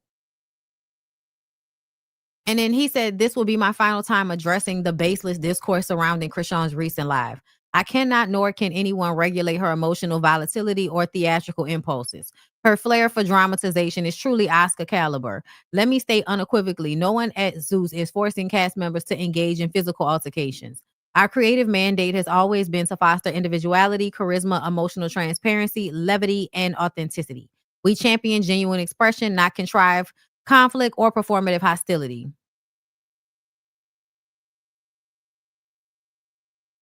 I just don't know who you think is going to believe that at this point.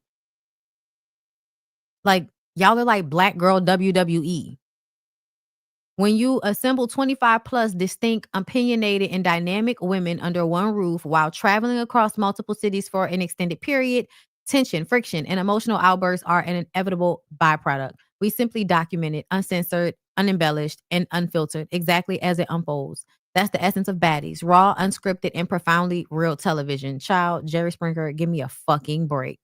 Baddies USA coming soon. No. Hey, tell the bitches, like, if you don't fight, something that... No, we don't want it. No. I mean, I know the kids do. The kids want it. And the kids should have it, but I'm all right, y'all. Honestly, I think it rots their fucking brains. I think it's like really unhealthy. I think it's really unhealthy for the kids. That they watch shows that like champion all of this fighting and shit. You know what I'm saying? Like, there's no way to like clearly resolve conflict. Like the themes that are shown in those very like degenerate situations, these girls seemingly all come from fucked up backgrounds. They all seemingly come from a background where somebody didn't care about them. And y'all are putting these people on a TV show to fight. And yes, fighting has always been like a pull. Like we've always liked to see shows where people are getting into it and all of that. Yes, it's entertaining. But there is a level of like gladiator type shit that's happening with baddies to where there's never nothing real is actually happening. Every fucking episode is a fight with a bitch in a bonnet. And it is just like, that's all I see. Every time I see it, I don't see nothing else coming out of it. I don't see them girls like actually like becoming mainstream in anything. Natalie is not even mainstream. So it's just like, I don't know what's happening. But it definitely gives exploitation. It definitely gives unsafe environment for young women, but they don't know it until they get into the situation. And a lot of girls think that because they've dealt with one type of exploitation that they're prepared for any type of exploitation. And I don't think that's true. Like she said, them girls is depressed and all of that shit. Yeah. Yeah. And that's the point. You get a whole bunch of mentally and emotionally unwell, neglected 20-somethings in a house with liquor and probably drugs, and then, just let everybody fuck each other up. Now, before I go, I really want for Safari to shut the fuck up. Hating on Gucci and Keisha is crazy as fuck, but when people toxic and reckless on the net, they get praised. I don't get this generation. Nigga, we don't get you. We don't get you because you're toxic in real life. The fuck out of here. Yes, they look really good. They look rich. Yeah, it looks great. It looks great. And so then Keisha Kior, what you are looking at is a wife. Shout out to Erica. A wife that puts God first. A wife. Like I'm sorry. I love y'all. I love y'all. And I want y'all to enjoy y'all relationships, y'all marriages. I want y'all to enjoy it. This much emphasis on being a wife is played and low-key pathetic to me. It's an extension of you not fully being your own person, but an extension of somebody else's shine. As a wife, this is just, I'm sorry. Like, can we purchase one from a store? Because that's what it's given. That's what I asked in the comments. Because the way she's selling herself, I'm just like, girl, can we purchase you somewhere? Like, what is this for? And I told y'all, I don't like what this does, right? What this does and what she always does. And all of the women that act like her, we just saw Amy yesterday on the internet, been married for 5 fucking minutes and want to come online telling everybody how to be one with a narcissistic, abusive partner. Girl, be fucking quiet. How about you get 2 years into the marriage before you start giving people advice on what they need to do? Performance submissiveness when it's obvious that something is fucking wrong with Dwight Howard, bitch. Y'all over here promoting being submissive to niggas that's not well. Something is wrong with y'all. So I'm gonna say something about it. Every time one of you hoes get online trying to champion this bullshit as if it's all so simple and that most women should be making these crazy fucking decisions by taking another human being, a fucking man, a grown-ass man's mental health as your job, girl, stop. We already have a problem with this.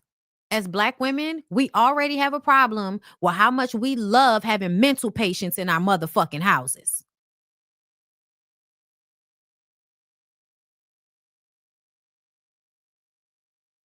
And so, yes, I appreciate people that take care of their spouses.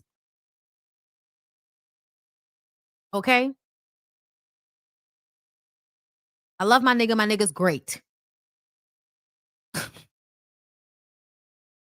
But this type of promoting of it as if it's just so simple, you know what I mean? I don't like that. I don't like that. Marriage is not that simple. Being in long-term relationships with sick people, with people who have mental health issues, it is not that simple.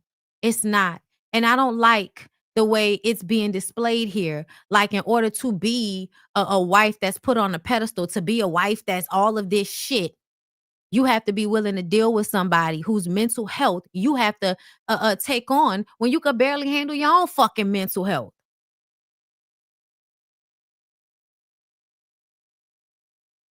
Like, I just don't like what it promotes, y'all.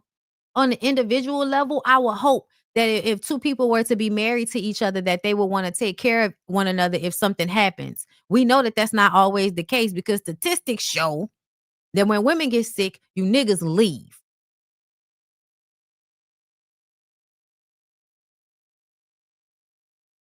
I'm not promoting that you be home health aides for mentally unwell fuck niggas. I'm not promoting that. That's weird. I think we have enough of that.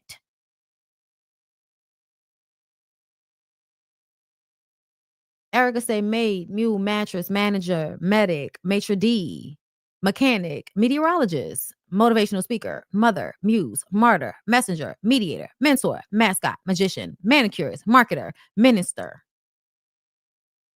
masturbator. She's a masturbator. Yeah, I don't want to do all of that. I don't want to do all of that for a grown person that I'm in a relationship with. I don't. I'm sorry.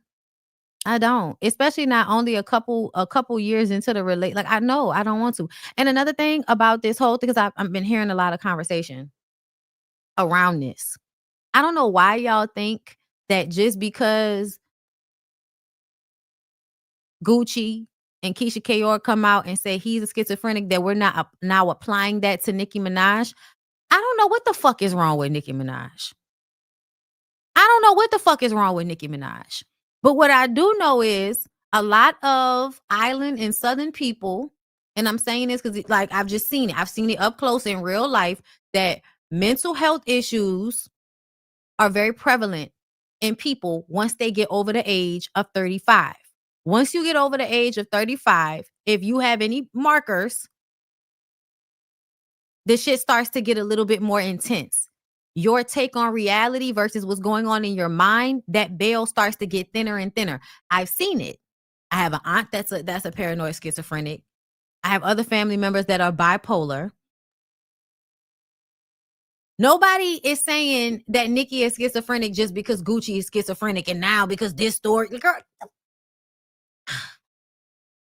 Like, it don't have to be a conspiracy theory for motherfuckers to be sick in the head. Where y'all grew up at? I'm just saying, like, I get so tired of everybody with the bullshit. Like, almost like so many people have mental health issues that go unchecked. I just finished watching Chrisette Michelle on Sham Booty podcast, talking about how she just got tested for all of this shit, found out she's autistic and got ADHD. Now, when you think about it, that makes sense. We've seen Chrisette Michelle. We know it seemed like she might be on the spectrum. That makes sense. She got tested for it. It's so many issues that we may have that we don't get tested for. There's so much more that I feel like we don't even really understand or know yet, because there aren't enough women in these areas of scientific study. There needs to be more women in these areas of scientific study. I wish more young women wanted to be scientists or psychologists, sociologists, people that study and do tests on people so that they could figure out what the fuck is really hood, what is really going on. Because men don't do a good enough job of it. Men don't do shit when it comes to women, like, or mental health. Like, that's why y'all just now getting to the point where y'all getting to it now, because men are stupid and y'all let men run shit. It was me yesterday finding out that men have never, because men run the medical industry and science and all of this, they've never done any testing on women's brains during menopause. I said, what? So the baby makers stop making babies at some point, and we don't do any research on the brain chemistry.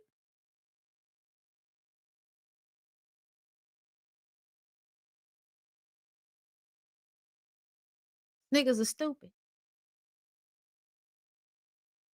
Intentional, but still stupid. Very, very just dumb. Like just dumb shit, bro. I don't care if you're doing it on purpose. It's still stupid. It's dumb. Right. The way gynecology got founded. All of this shit. Like keeping women out of these fields meant so much went uninvestigated. And so that's why, like, you know, recently we just started to see a lot of different things coming out now that we didn't know before because it wasn't as many women in these fields. And there are more women now that are doing studies that actually, you know, showcase to the shit that makes sense. What wrong with these niggas? Stupid. Anyway, I'm going to read my super chats. Media Circus, thank you for being a member. Jay Buggin, thank you for the super chat. The way Clarissa sounds, shaking my head. Cardi could teach her some English. The fuck she's... Girl, she be thinking about the words.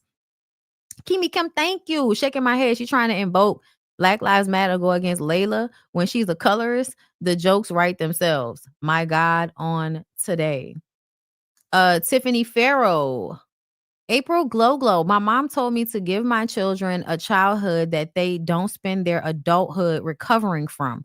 Best advice. And she gave me that. I know that's right, girl. No, because that's really like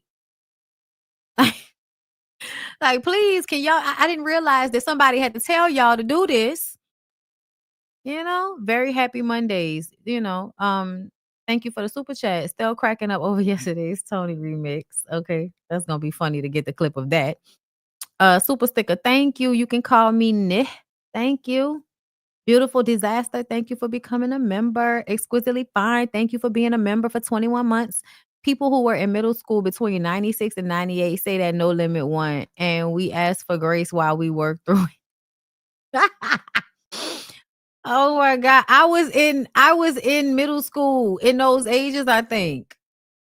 98. Wait, hold up. Yeah, because I went to high school in 0203. So I'm in middle school 2000, 99, 98. Yeah, I'm right. Right? I think.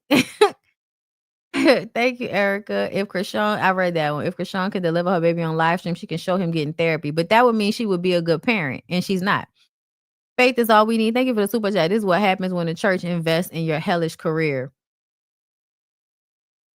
Crystal, thank you for the super chat. Boo. She's setting up a grift. She will be selling a course soon enough. She already selling meetings with herself for $525. I don't hate the hustle or the game. But yeah, nah. Get out of here with that. 2000 was middle school. 98, 99 was a great 9th year. Listen. I started high school 2002. So I was in 8th grade in 2001, 7th grade in 2000, 6th grade in 1999, 5th grade in 1998. So yeah, that's still technically middle school.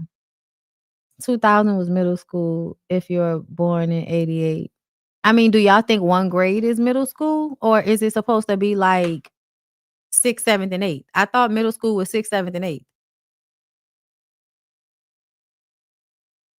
I don't know. But anyway, I'm out of here, y'all. I love y'all. Thank y'all for coming through today.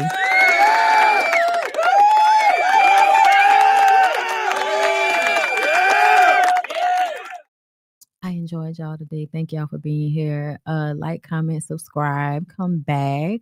Okay, I'll be back tomorrow for whatever. Oh, Strictly Business. I'm coming back. I'll probably do Strictly Business tomorrow because I made my notes. So we're going to do it now that we're grown this week. Okay. So y'all have a good rest of y'all day. I love you guys. Talk to you later. Peace out.